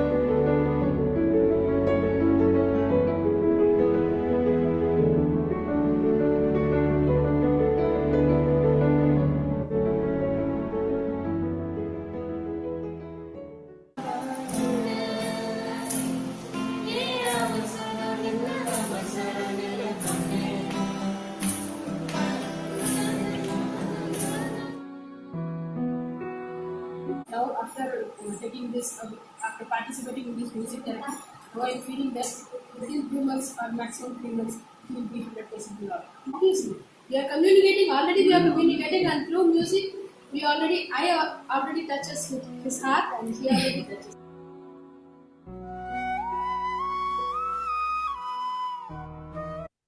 Okay, so when you look at this, there are a lot of issues of irritability, anger outbursts, frustration. So these are also some of those emotional and psychological aspects that touches upon Alzheimer's patients as well.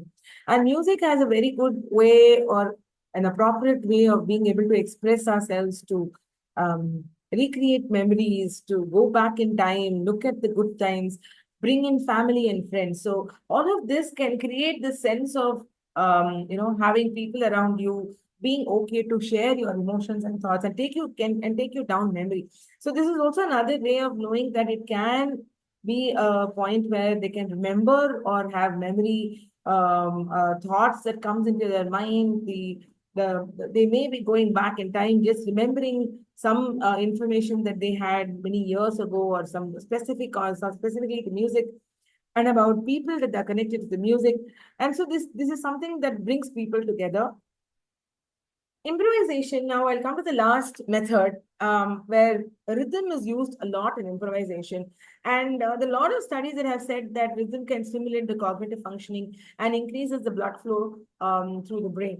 So what happens really is that there is this movement through the body where the breathing is more, because you know how rhythm can be. When you're playing rhythmic instruments, your body automatically starts to work along with it, and it's active. So it's about not me playing it, but it's also about the client playing along with me. So it's going to be a small group or it's going to be an individual session. There is this point where we are playing a different instrument together. And this especially is important with elderly people in Alzheimer's disease, and because they have memory deficiencies and have difficulty performing everyday tasks. So they may be able to, it can help with certain motor issues that they're having as well, where they can even, at least when they're playing like a drum or something, they don't have to use fine motor skills, but they can at least hold something. They can be given instruments in their hand. A lot of shakers, small instruments that can be held, and over a period of time, we can do it. There is a completely different set of music therapy techniques called the neurological music therapy techniques, which are used with people having neurological issues. So when it comes to motor issues, we have the rhythmic auditory stimulation. We have different techniques that work specifically with people with motor issues. So rhythmic improvisation really works with people, and with Alzheimer's disease, it can also help with memory, the importance, and it also can help with gross motor skills. I'm not very sure how much it could take a long time for my fine motor skills, but it has had effects. And there are literature that has shown how music can help with these areas. Okay, so this is the last video I'm going to showing. It's with elderly people, and there are people there who go down memory lane, who have forgotten a lot of things and are starting to think about new things. They get out over the loneliness, they start socializing, and they start talking. So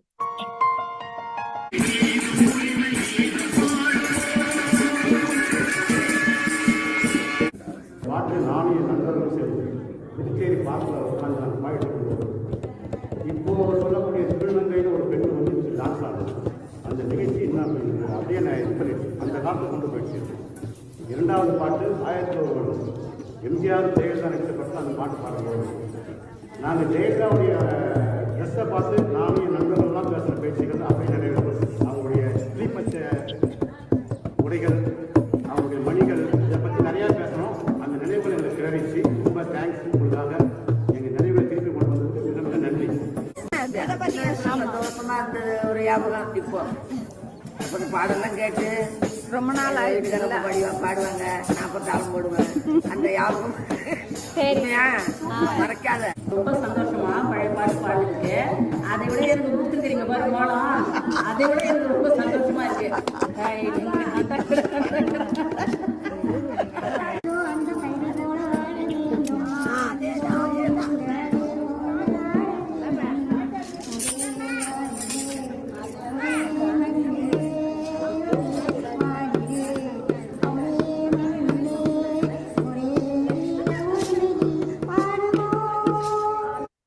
குழந்தை பிறந்தவுடன் அழுகை ஒரு இசை, அதை தாளாட்டுவது ஒரு இசை, அது மனம் மாலை சூடி மேடை ஏறுவது ஒரு இசை, இடமாகும் போது இசை, பதினெடுக்கும் போது இசை, மனிதனோட வாழ்க்கையோட பின்னி பிணைந்தது இசை. So, as you can see, there's a lot of information about how music can work. So just to summarize, we can see how music can reconnect disrupted neural connections and also rebuild lesions in expediting the healing process of damaged nail. This is a concept that comes from neuroplasticity. So this is just a figure that shows how music doesn't play only on certain parts. It works throughout the brain. And a lot of fMRI and MRI scans that have been done with music, and the changes and the movements that have been seen through the brain with certain kinds of music. Significantly, it also helps with gait symptoms and thus the quality of life of the individuals. And this is also a concept called entrainment, when we use rhythmic auditory stimulation for them to be able to walk or move along with music. It also helps to regulate emotions and provide space to express thoughts. To summarize, it does have an effect on the brain and the body, and as well as our emotions.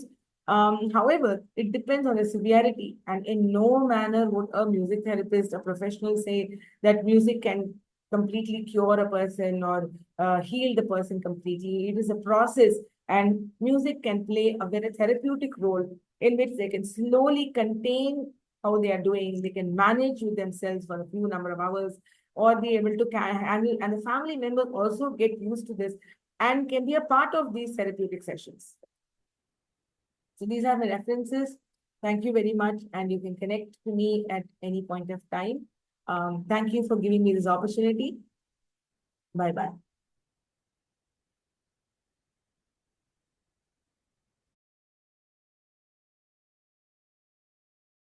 Hello, everyone. My name is Michael. Thank you for inviting me.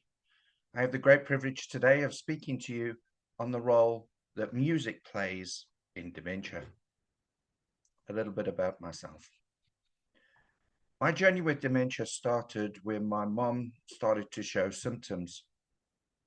Only at the time, we had no idea that this was in fact dementia, as she was only in her early 50s. It took 4.5 years for her diagnosis with a rare form of Alzheimer's called lopogenic progressive aphasia.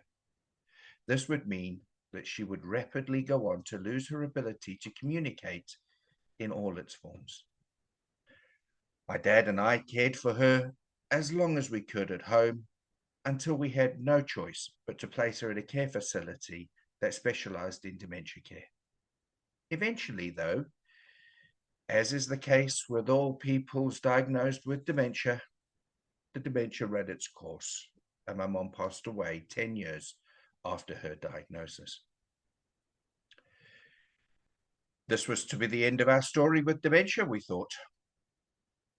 Until a few months later, I was diagnosed with a mixed Alzheimer's, not to be confused with mixed dementia. Mine is a rare type that affects all 4 quadrants of my brain. So I was diagnosed at the age of 46 years. I'm currently in my 5th year of my journey with a life expectancy of around 10 to 12 years. The rest of my story, well, you can find that in my book, Dementia, You Are Not Alone. It's available on Amazon or other bookstores. I have to get my plug in, don't I? I would never wish dementia on my worst enemy. It's a very long and stressful journey, draining everything out of you as the disease progresses. It's an emotional roller coaster that does not end well. There are days that are good, but equally, there are very dark days, days that you struggle to speak, that you struggle to put one foot in front of another. How do I cope? Simply, music. Music has always played a big part in my life. For as long as I can remember, my parents listened to music. There's been a lot of research done on music and dementia. All of the research findings show positive results on the person living with dementia. They become calmer. They are more open. They smile more, move more and better. Those that have aphasia has been found that they can sing. Not always, not in some cases, but they are managing to find words that they would generally lack to find. Needless to say, not all music has the same effects.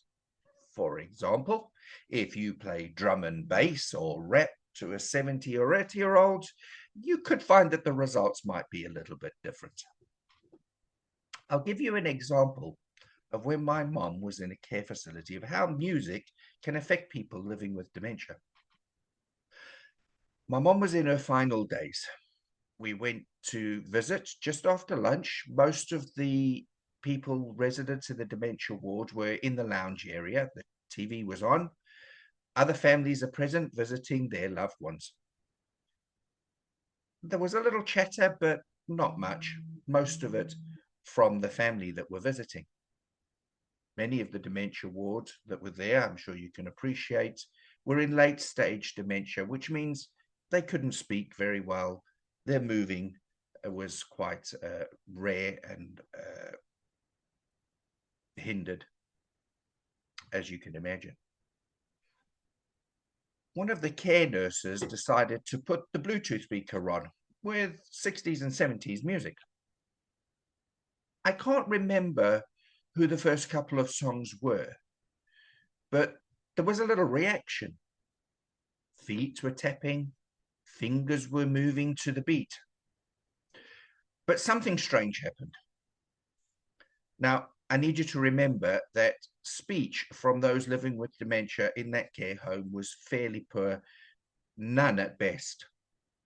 Movement, as we said, was just a shuffle. Well, that all changed when a song by the Beatles came on. Some of the residents started to sing. It was soft and, I have to admit, out of tune, but they were singing, saying words that they could not do normally. Now, I thought this was amazing, but nothing like what was about to happen. The next two songs that came on were by Elvis and ABBA. Well, I've never seen elderly people with dementia jump out of their seats that they normally need aid with so quickly. Both male and female were up, dancing and singing at the top of their lungs. I was gobsmacked. I could not believe what I was seeing. They turned the music off, as it was then time to go and do some afternoon activity in the courtyard in the garden. It was like a light switch went off. Speech went back to being poor, and they shuffled their way back to the garden. One of the daughters who was visiting her father said she can't remember the last time she's seen her father sing, let alone dance. That is the power that music has for those living with dementia. Music can give you an insight into the person diagnosed, even when they cannot communicate. Have you heard about Dementia Friends? It's a training program that's delivered by the Alzheimer Society, and in that training, they speak about a bookshelf. The base of that bookshelf, you find your memory books from when you were, say, the age 0 to 10. The second shelf will be age 11 to 20, and then the third 21 to 30 and 30 to 40, and so it goes on. If you were to shake that bookcase violently, then what happens? The top layer of the books will start to fall off. The bookcase being shaken represents the dementia that is attacking the brain. So the most recent memories are lost. As the dementia progresses, so more shells start to empty, and so do more memories. It's said by the late stage dementia, a person will be in their minds around the mid-20s. How do we know this? Well, research has proven, and music helps back that up. They respond to types of music, memories that they can recall. For example, the age of their children. My mom, for example, would speak of me as a baby, and the music she reacted to would show that she was in her mid-20s. Why is understanding the age so important? And how does music help with that? Well, if you understand and tailor the personal care, then the age that that person is very important. When the person delivered with attention dementia asks you to go home, well, then you can understand what home they are referring to. When they ask you, could they see their son and daughter, or when are they coming to visit, and yet their son and daughter are sat right in front of them, you can understand that they don't recognize them as adults. Or when they ask when they could see their spouse, they don't recognize their spouse as an older person. They recognize them as a younger person. It also helps if you are a carer. Why? Because it helps you understand, for example, certain phrases, certain words that could be today frowned upon, that could be a no-no. Back in that day, might have been acceptable language, and the majority of people used it. Sexual innuendos, for example, racist or misogynistic remarks, they don't mean to insult you or come across as sexually harassing you, but in their minds, that is acceptable behavior of that time. What is it that helps determine the age of the person in their mind? Music. What helps calm a person or distract a person when they are upset? Music. Music is a vital part of my life. And it is so with many people living with dementia. You know, one thing stands out to me personally. I can never remember a movie or its title, or perhaps even follow a plot of a movie as I watch it. But the soundtrack, I can often remember. Don't ask me who sang the song, but play the song again, and I recognize it and know it instantly. Music helps me to remember, not specifically certain events, though that can happen at times, but it helps me remember emotions that I was feeling at that time, songs that I heard, and what was happening at that time, how I was feeling. Music linked to my life as things happened. You know, the books that we spoke about earlier on that bookcase, as they're falling off, those memories will fade, and once disappeared, can never be recalled. But music always sticks with you, and so do the emotions that are linked with that music. I can't explain why, and there are a lot of research going on about that, but those are the facts. Perhaps one of the most powerful tools we have to stimulate the brain and to stimulate emotions and memories is music. But remember, music may not stimulate the brain to recall actual events. It can, but as the dementia progresses, those memories will disappear. You can't call back what's gone. But emotions linked to those memories remain, and that helps to care. For example, rather than saying when a specific song that you know the person enjoys, do you remember when this song came out, what you was doing? There's no ways the person's going to be able to answer that. In fact, that kind of suggestion could create a lot of frustration. But rather, when this song came out, it was a happy time for you. This happened. You'll get a far better response, and it enables to distract and calm a person down. I won't lie. Living with dementia, there are dark days, what I call dark days. Days I struggle to speak, days I struggle to move, days I feel down and ask myself, what is the point in fighting this dementia?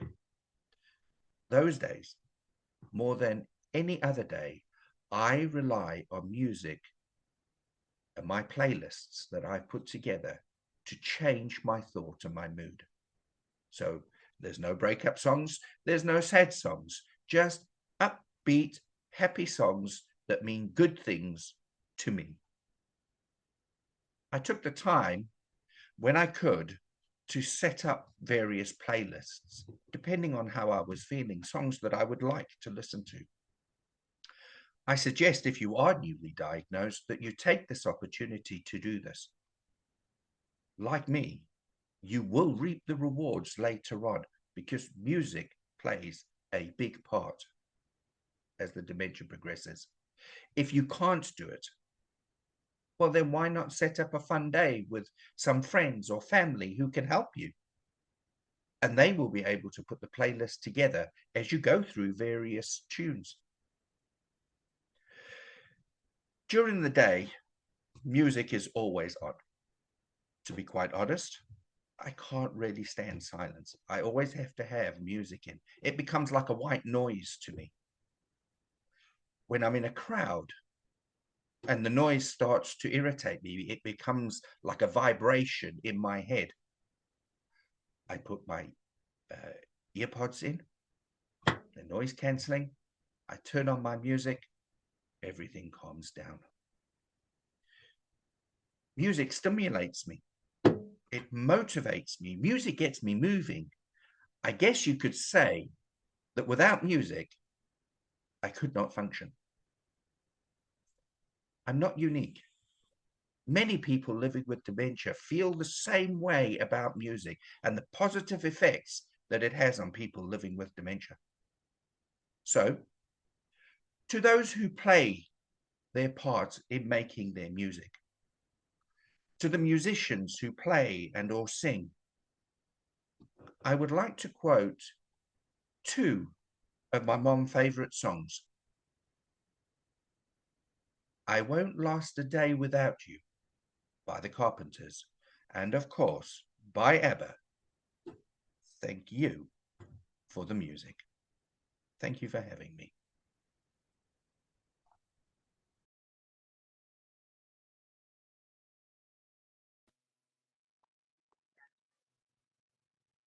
Greetings. Close your eye and imagine waking up one morning and not being able to recognize your room, your bed, your surroundings. You can hear faint sounds from the adjacent room, but you are helpless to call or recognize them as you do not remember their face or their name. A sense of confusion of not being able to remember your own self. Who am I? A world where every moment slips away like sand through your fingers, a fog of confusion and forgetfulness, a world where memories vanish almost as quickly as they form. How difficult is it for us to imagine a world where there is no present or past?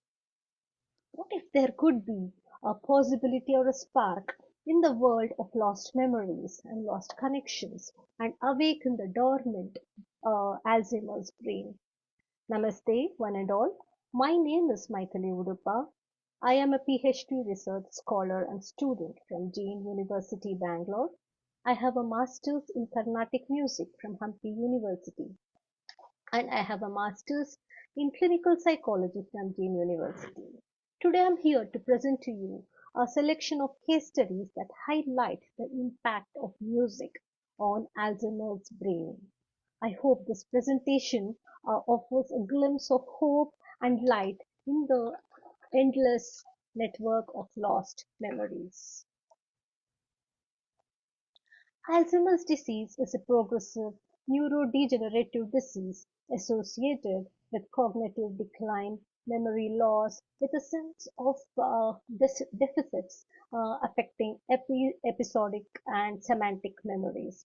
Alzheimer's disease is currently the most widespread and fatal disorders affecting elderly, with currently estimation of 55 million worldwide and projected to grow to 153 million by the year 2050. The neuropathological features of Alzheimer's disease include accumulation of amyloid plaque and protein tangles that disrupt the transportation of nutrients and signals within the brain, ultimately causing cell death. The cell loss leads to disconnection in the synaptic network, resulting in brain shrinkage and impairment in memory, speech, reasoning, and other cognitive abilities.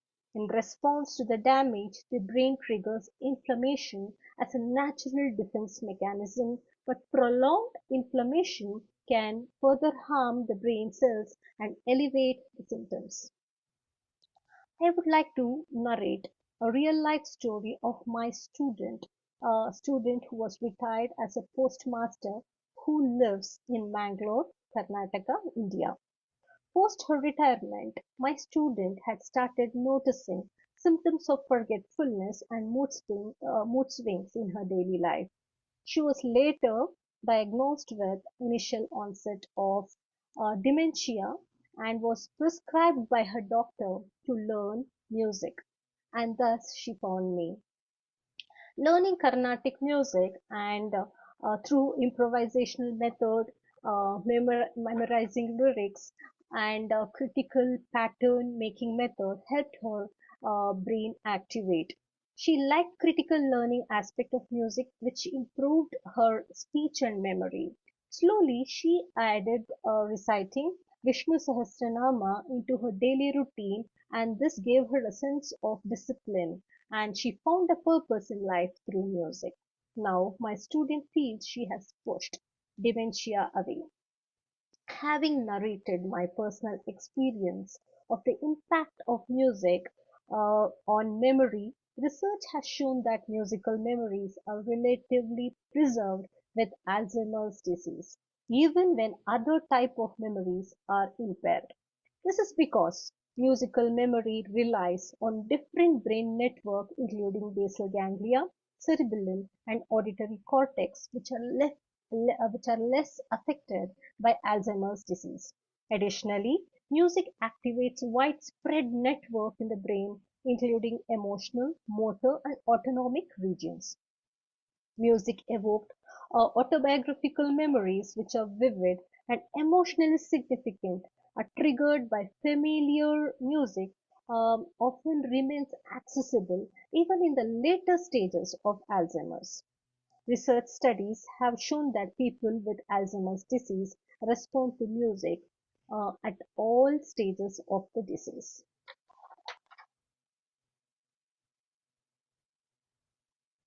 Having discussed the background of music therapy, now let's move on to our first case study, a study of legendary American singer Tony Bennett, who was diagnosed with Alzheimer's disease in the year 2016 and died in the year 2023 at the age of 96 after a 7-year-old battle with Alzheimer's disease. Well, most people suffer in ending up losing their ability to speak, understand, and recognize their loved ones. Tony Bennett was a special case. He had been capable of recognizing his friends, family, and even remember the lyrics, and he could sing his songs. Tony Bennett continued to perform with Lady Gaga, his best friend, up until mid 2021. As his neurologist Dr. Gayatri Devi says, it kept him alive, it kept him on his toes, and also stimulated his brain in a significant way. As quoted by his friends, the music never left him. He got up there and did it because that was his life. That's what he's done forever. That's part of his memory. That's hardwired in his brain. Bennett had a lifetime of musical practice and repetition of lyrics deeply embedding in his memories. Performing music also helped Bennett socially active and happy, which maintained his mental functioning. Having understood the benefit of long-term active participation with music, let's move on to our next case. The Music and Memory Project aimed to bring personalized music to people with Alzheimer's disease using iPod and other music devices. The program provided individuals with personalized playlists of their favorite music playing through iPods. Joan was a woman in her early 60s living with Alzheimer's disease. She was recruited for Music and Memory Project. She had scored a score of 19 out of 30 on the mini mental state examination, indicating moderate cognitive impairment. Her journey was challenging. She was diagnosed with aphasia. This led to frustration, particularly while she tried to express her emotions and thoughts. Yet beneath these difficulties was a woman with a vibrant history. John had worked as a heavy goods driver and also she was a secretary and she had loved participating and attending Northern Soul musical events. At the start of music therapy, John exhibited initial nervousness but quickly showed enthusiasm while engaging with her favorite music. The discovery of her fondness for artists like Ed Sheeran and Robbie Williams opened the door for powerful emotional journey. Well, songs like "Bad Habits" by Ed Sheeran brought a lot of joy, lighting up John. In contrast, songs like "Feel" by Robbie Williams triggered unexpected tears, reflecting the intricate and often unpredictable interplay between music, memory, and emotion. John's connection with Northern Soul music was also explored. The impact was profound. She began to dance with enthusiasm and energy as though transported to moments of joy from her past. Physiological data from the sessions revealed elevated heart rate and increased engagement. John's movement also became fluid, demonstrating her rhythm and beat could motivate physical engagement even amidst cognitive decline. There were moments of sadness when John listened to the song from "The Night". John's journey with personalized music therapy illustrates the profound capacity of music to evoke autobiographical memories, triggering complex emotions and connection with her past life. Now let's move on to our next case study, story of Henry, a 92-year-old man who had spent years in residential care. Let's just watch this video and be part of Henry's joy. The video is a snippet from the documentary Alive Inside.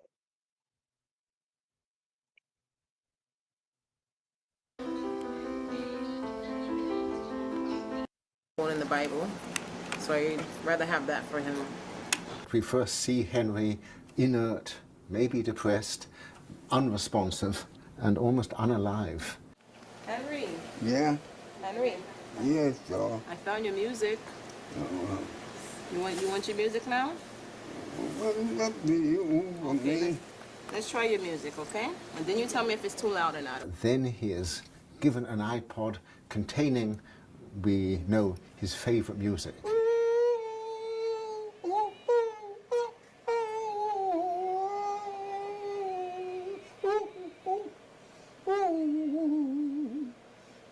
And immediately he lights up. His face assumes expression, his eyes open wide. He starts to sing and to rock and to move his arms, and he's being animated by the music. And he used to always sit on the unit with his head like this. He didn't really talk to much people. And then when I introduced the music to him, this is his reaction ever since.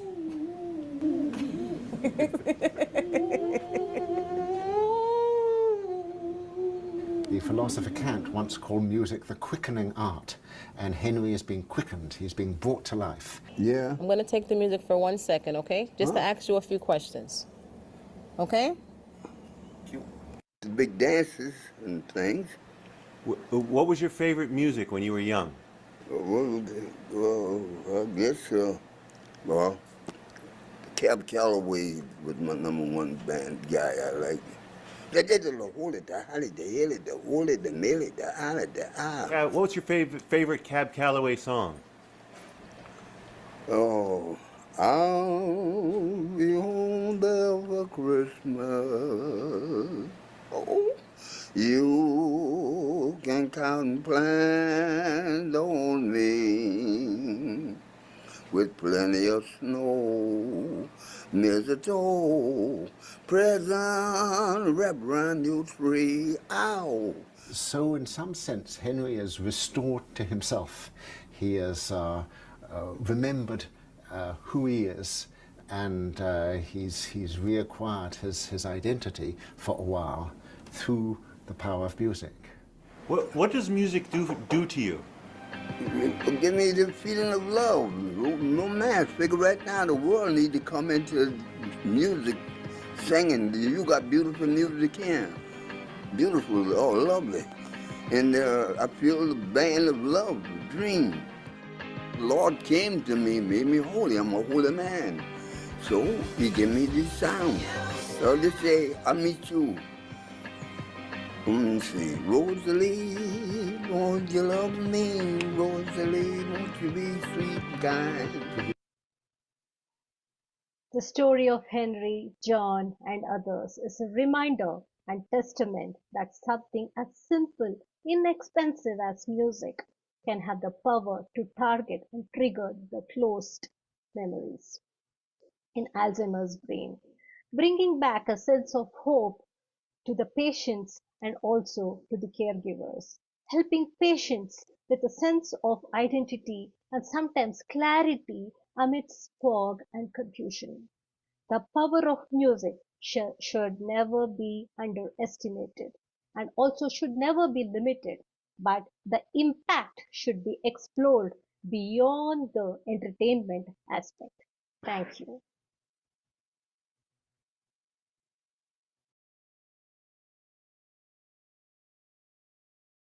Olá, boa noite a todos, ou bom dia, ou boa tarde.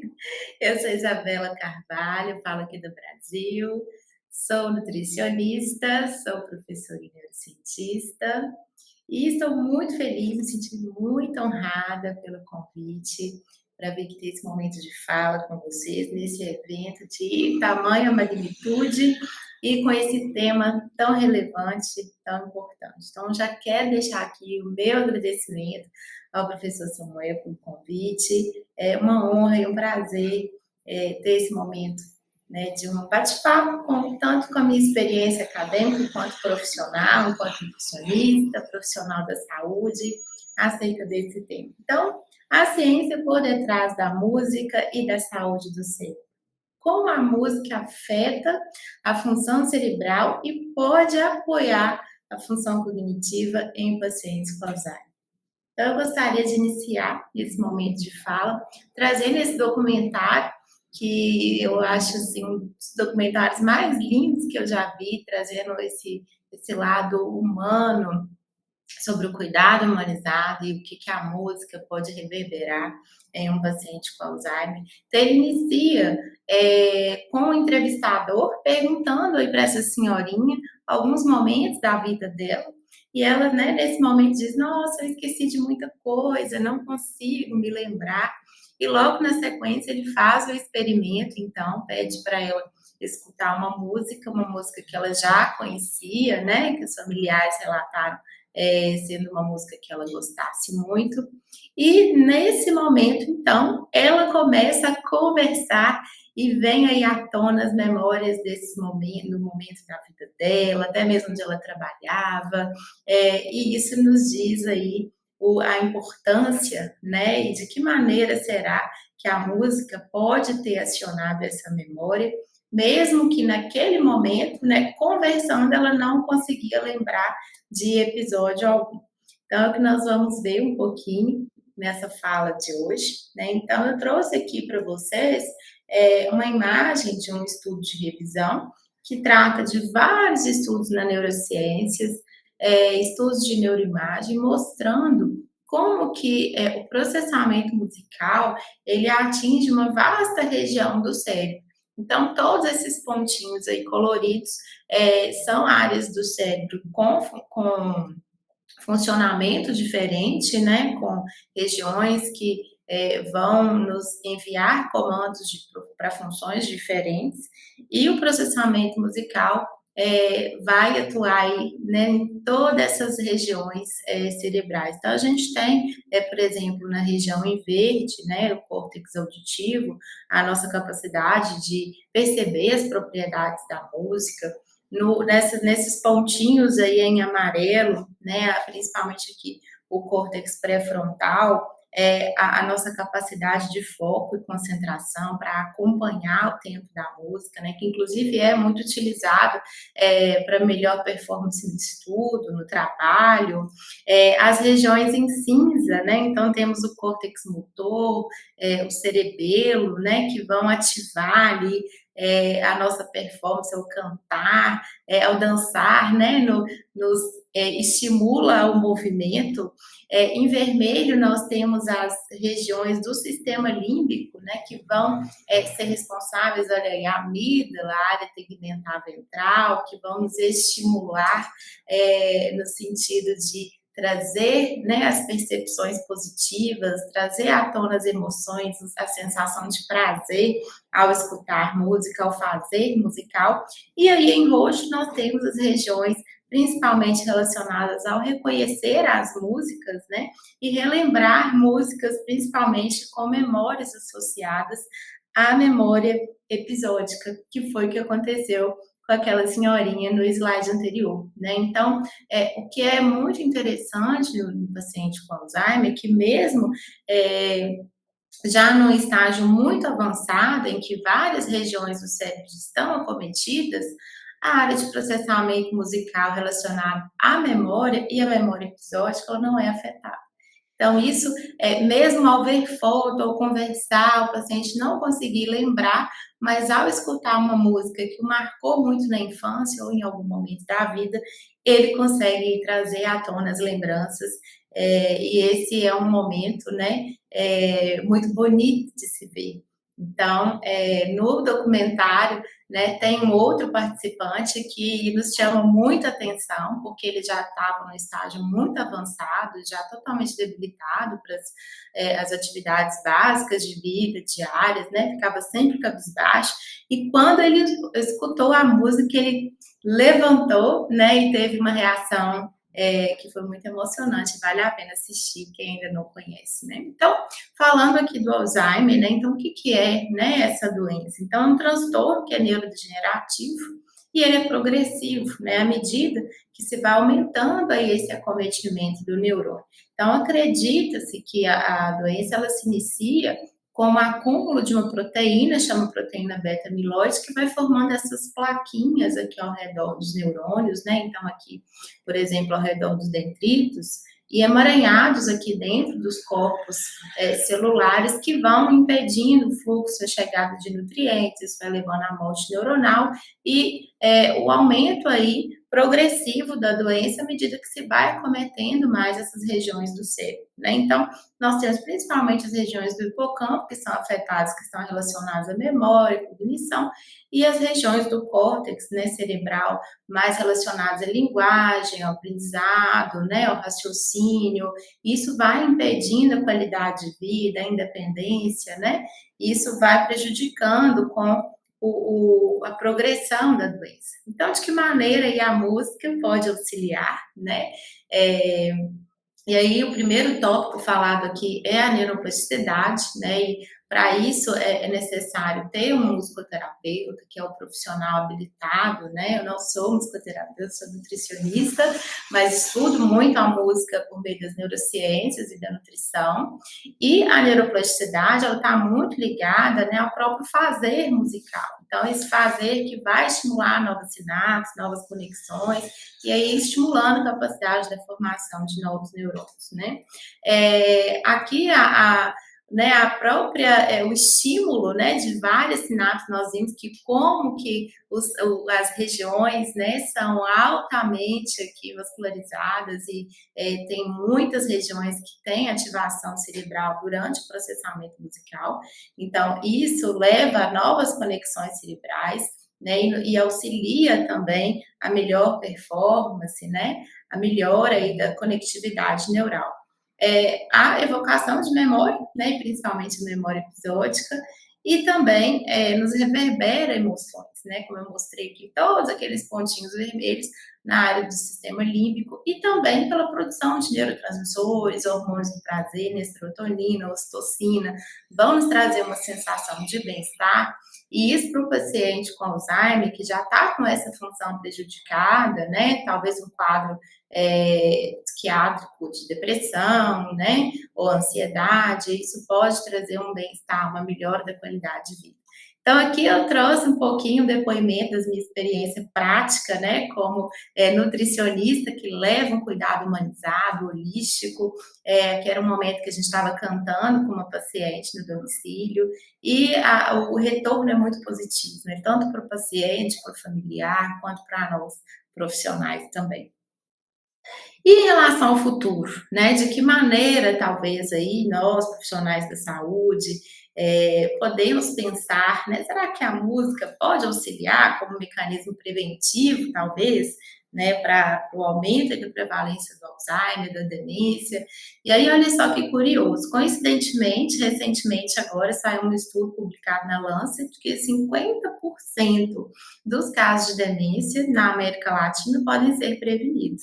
Porque os principais fatores de risco associados foram obesidade, sedentarismo e depressão. Né? Depressão, é claro que tem, né, uma discussão maior, mas a atividade física, ela é estimulada, e tem já meta-análises mostrando isso, que a música pode incentivar a prática de atividade física.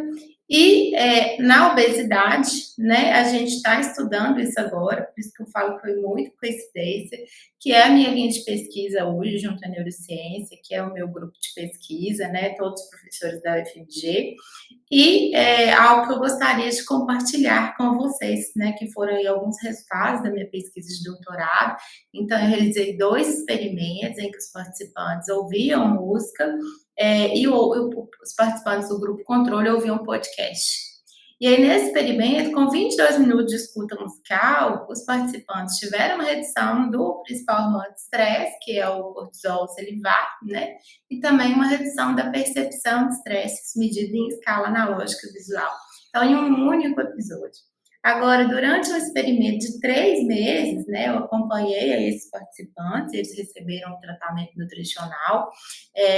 Nós tivemos uma melhora também do quadro tanto de depressão, né, estresse, ansiedade, medidos também por escalas, e esses participantes tiveram um maior percentual de perda de peso, né? Isso aí foi muito legal, mostra que realmente a escuta musical, ela pode auxiliar, né, como um tratamento coadjuvante, e isso é promissor a longo prazo. É claro que necessitam de mais estudos, mas eu fiquei muito feliz com esses resultados e principalmente em poder compartilhar aqui com vocês, né? Então, eu acredito que a música, ela traz um caminho muito humano, tanto para o tratamento quanto para a prevenção, possivelmente, e ela tem um potencial terapêutico não só para o paciente, para o familiar, mas para nós profissionais da saúde que estamos ali também, né? É muito gratificante ver a resposta do paciente como um todo.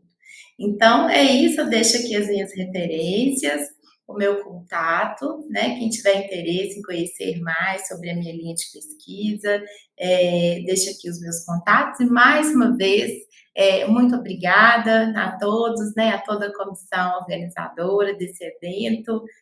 Parabéns, né? O evento está lindo. Desejo um ótimo evento para vocês. Um grande beijo. Tchau, tchau.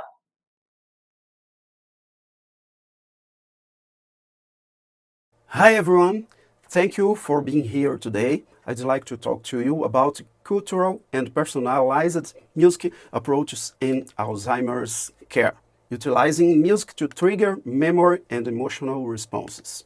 My name is Samuel Quinto, and I have the privilege of combining 2 deep passions in my work, neuroscience and music. As a neuroscientist and musician, I've spent years researching the powerful connections between music and the brain, particularly in relation to neurodegenerative diseases like Parkinson's and Alzheimer's.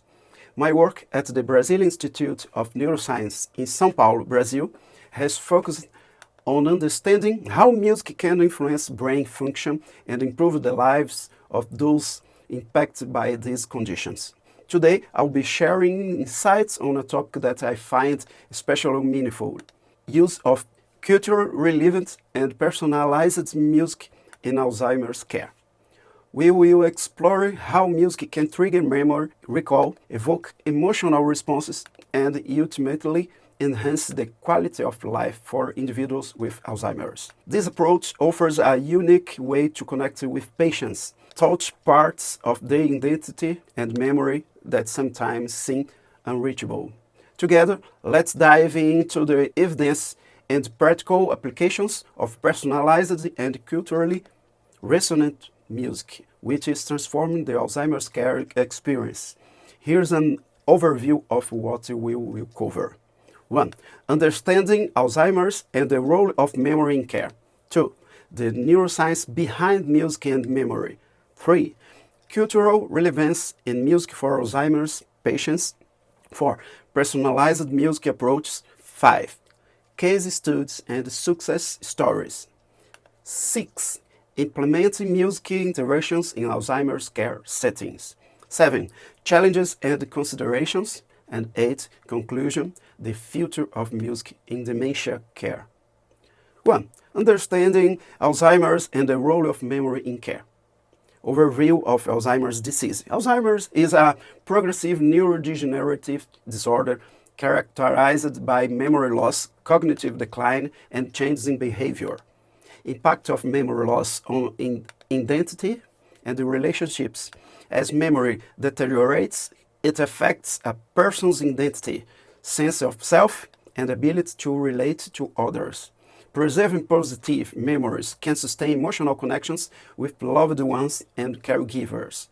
Role of memory in enhancing quality of life. Maintaining a connection to positive memories can improve the quality of life for those with Alzheimer's, reducing stress, agitation, and feelings of isolation. 2. The neuroscience behind music and memory. How the brain processes music. Music activates multiple areas of the brain, including those associated with memory, emotions, and movements. Unlike other memories, musical memories are often retained longer because they engage these widespread brain networks. Music and emotional care. Music can evoke emotional responses by activating the amygdala, which processes emotions, and the hippocampus, which is vital for memory. This dual activation helps rekindle emotion and memories even when other types of memory may fade. Music therapy as a cognitive tool. Research has shown that music therapy can boost cognitive function, improve mood, and even enhance verbal abilities in individuals with Alzheimer's, as music-based activities often stimulate recall. 3. Cultural relevance in music for Alzheimer's patients. Significance of cultural relevance. Music from one's cultural background often carries personal and collective memories, traditions, and values. Culturally, familiar music can help individuals reconnect with their personal and cultural identity, triggering familiar associations. For instance, hearing a folk song, lullaby, or holiday tune from one's culture can evoke a sense of belonging, stirring memories associated with family, community events, and other significant life moments. Examples of cultural musical interventions. In Hispanic communities, boleros or mariachi music might resonate. In an African American context, gospel or jazz might be impactful. Integrating culturally specific music fosters inclusivity and emotional resonance in the care process. Personalized music approaches. Why personalization matters? Alzheimer's patients often respond best to music they are personally connected to. A song that was significant in someone's life can evoke vivid memories, often from decades earlier. Techniques for personalization. Personal music history. Gathering information about a patient's favorite songs, artists, and genres. Incorporate family input. Families often know the music that a loved one cherishes. Whether it's a wedding song, lullabies they sang to their children, or popular songs from their youth. Create custom playlists. Based on preference, caregivers or therapists can create playlists tailored to each patient. which can be used in therapeutic settings or simple to provide comfort. Examples of personalized music interventions. The Sound Health Network and programs like Music and Memory use customized playlists to stimulate recall and engagement in patients. 5. Case studies and success stories. Stories of Alzheimer's patients who come alive when hearing their favorite songs highlight the impact of personalized music. Program-based evidence. Initiatives like Music and Memory have shown that tailored music can reduce anxiety, depression, and agitation in patients, often leading to reduced reliance on medications. Family and caregiver observations. Family members and caregivers frequently report seeing their loved ones reconnect with their surroundings and themselves through personalized music interventions. 6. Implement music interventions in Alzheimer's care settings. Incorporate music into daily routines.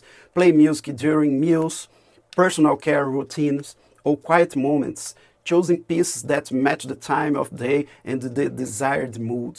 Interactive music sections. Encourage group singing, dancing, or rhythmic activities, as this can stimulate engagement and social interaction. Collaborating with music therapists. Certified music therapists can develop structured programs suited to each patient's needs, often incorporating live music and guided reminiscence sections, using technology in personalized music delivery. Tablets, smartphones, and digital music platforms make it easier to create and modify playlists for each patient. 7. Challenges and considerations. Challenges in cultural and personalized selection. Access to cultural music. Certain cultures may not have easily accessible digital music resources, requiring creative approaches or recorded family music. Diverse preferences within cultural groups. Not all patients from the same culture share the same musical tastes, so individualized selection remains key. Caregiver training and education. Caregivers need basic training to identify appropriate music selections and to know when and how to use music effectively. Considerations for emotional triggers. Music can evoke both positive and painful memories, so caregivers should be aware of patients' reactions and make adjustments accordingly. Conclusion: the future of music and dementia care. The growing role of music and Alzheimer's and dementia care. Music is increasingly recognized as a vital therapeutic tool in Alzheimer's care, offering a non-pharmacological way to improve the emotional and cognitive well-being of patients. Advancements in research and technology. Research in this field is ongoing, with technology allowing for easier implementation of personalized playlists and real-time adjustments based on patient feedback, encouraging family involvement and cultural inclusivity. Family input and cultural relevance are critical in creating effective, compassionate music interventions that respect each individual's background and experience. My final words: cultural and personalized music interventions in Alzheimer's care bring not only memory but also joy, dignity, and a sense of self to those affected by the disease. As we continue to explore the role of music in this field, let us keep in mind its potential to bring comfort and connection to patients and their families. By embracing cultural diversity and personalization, we can make Alzheimer's care more compassionate, effective, and meaningful. Thank you for your attention, and I look forward to any questions or discussions on this impactful approach to Alzheimer's care. See you.